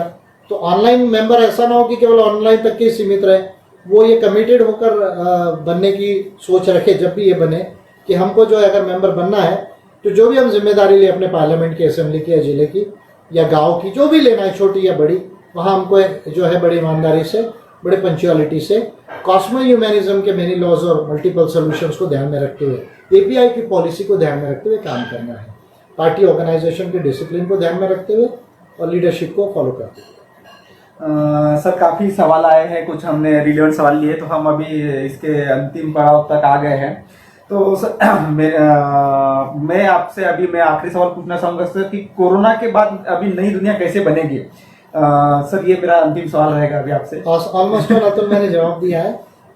3 चीज़ों में जवाब दिया है। एक इन कॉस्मो ह्यूमनिज्म के समाधान में से, एक जो हमें दिखता नहीं है, जो समझता नहीं है, उसको समझना पड़ेगा। यानी साइंटिफिक लॉज जो है कॉस्मोस के नेचर के, उसको हमें समझने की ज़रूरत है। प्लस हमारा जो नॉलेज है, जो भी नॉलेज है, चाहे कॉन्स्टिट्यूशन का हो, लॉ का हो, ह्यूमन राइट्स का हो, इकोनॉमिक्स का हो, पब्लिक एडमिनिस्ट्रेशन का हो, पब्लिक साइंस का हो, एंथ्रोपोलॉजी का हो, मेडिकल साइंसेस का हो, इंटरनेशनल रिलेशंस का हो, डिप्लोमेसी का हो, आर्ट एंड कल्चर, जितने भी नॉलेज है उसको हमें जो है साइंटिफिक तरीके से अपग्रेड करने की ज़रूरत है। ये पहला पार्ट है जिसको हमें समझने की ज़रूरत है। और उसके लिहाज से हमको अपने जितने ह्यूमन इंस्टीट्यूशंस है उसको हम कितना हार्मोनाइज कर सकते हैं या ट्रांसफॉर्म कर सकते हैं, वो करने की ज़रूरत है। तो पहली बात है कि जो many laws and multiple solutions of the cosmos nature and world है, उसको समझ के काम करना पड़ेगा। Point number 1। पॉइंट नंबर 2, हमने डेमोक्रेसी को बनाया, हमने कॉन्स्टिट्यूशन को लाया, वो चाइना ने कम्युनिज्म को लाया, तो ये कहीं पर किंग और ओलिगार्ची के सिस्टम्स हैं। तो ये तमाम सिस्टम में कोई भी सिस्टम जो है परफेक्ट नहीं है।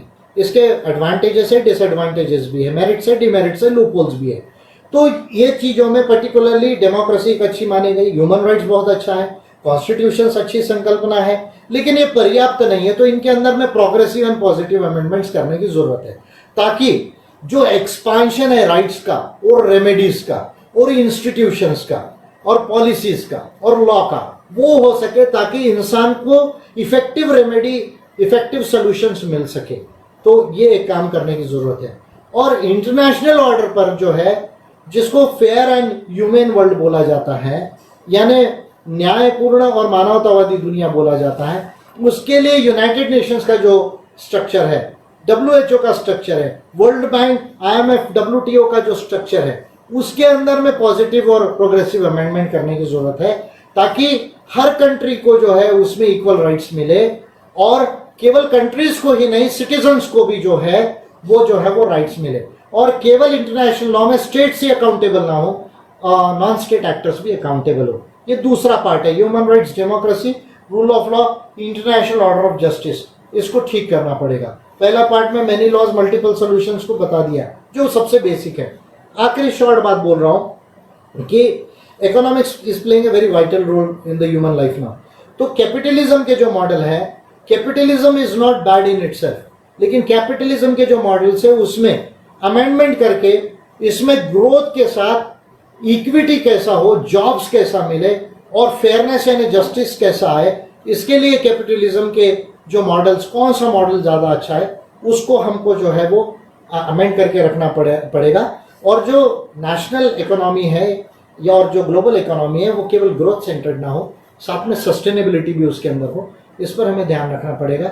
मोटी मोटी ये 3 बात की जाए, और टाइप 1 सिविलाइजेशन से टाइप 2 सिविलाइजेशन में जाने के लिए जो टेक्नोलॉजी की ज़रूरत है, उसको यदि हम उसके ऊपर ज़्यादा काम करें, तो मैं समझता हूँ कि एक नई दुनिया जो है, वो नई दुनिया साइंटिफिक दुनिया होगी, वो नई दुनिया ये मानवतावादी दुनिया होगी। उस नई दुनिया को जो है वो बनाने का काम किया जा सकता है, और ये काम मेरे लिहाज से कॉस्मो ह्यूमनिज्म से हो सकता है। इसके मैंने कुछ मॉडल्स भी डेवलप किए हैं, लेकिन ट्रेनिंग तक मैं उसको आपके साथ शेयर नहीं कर सकता। जब ट्रेनिंग होगी तो मैं उसके साथ शेयर करूंगा, और आप लोगों के बीच में फेसबुक लाइव के माध्यम से फिर मैं आपके बीच में बहुत जल्द आऊँगा। हो सकता है 7 से 10 दिनों में मैं आपके बीच में आऊँगा। अगर फेसबुक लाइव में मैं 7-10 दिन में नहीं आया, तो एक डायरेक्ट वीडियो शूट करके मैं एनलाइटन न्यूज़ को जो है वो मैसेज दूंगा।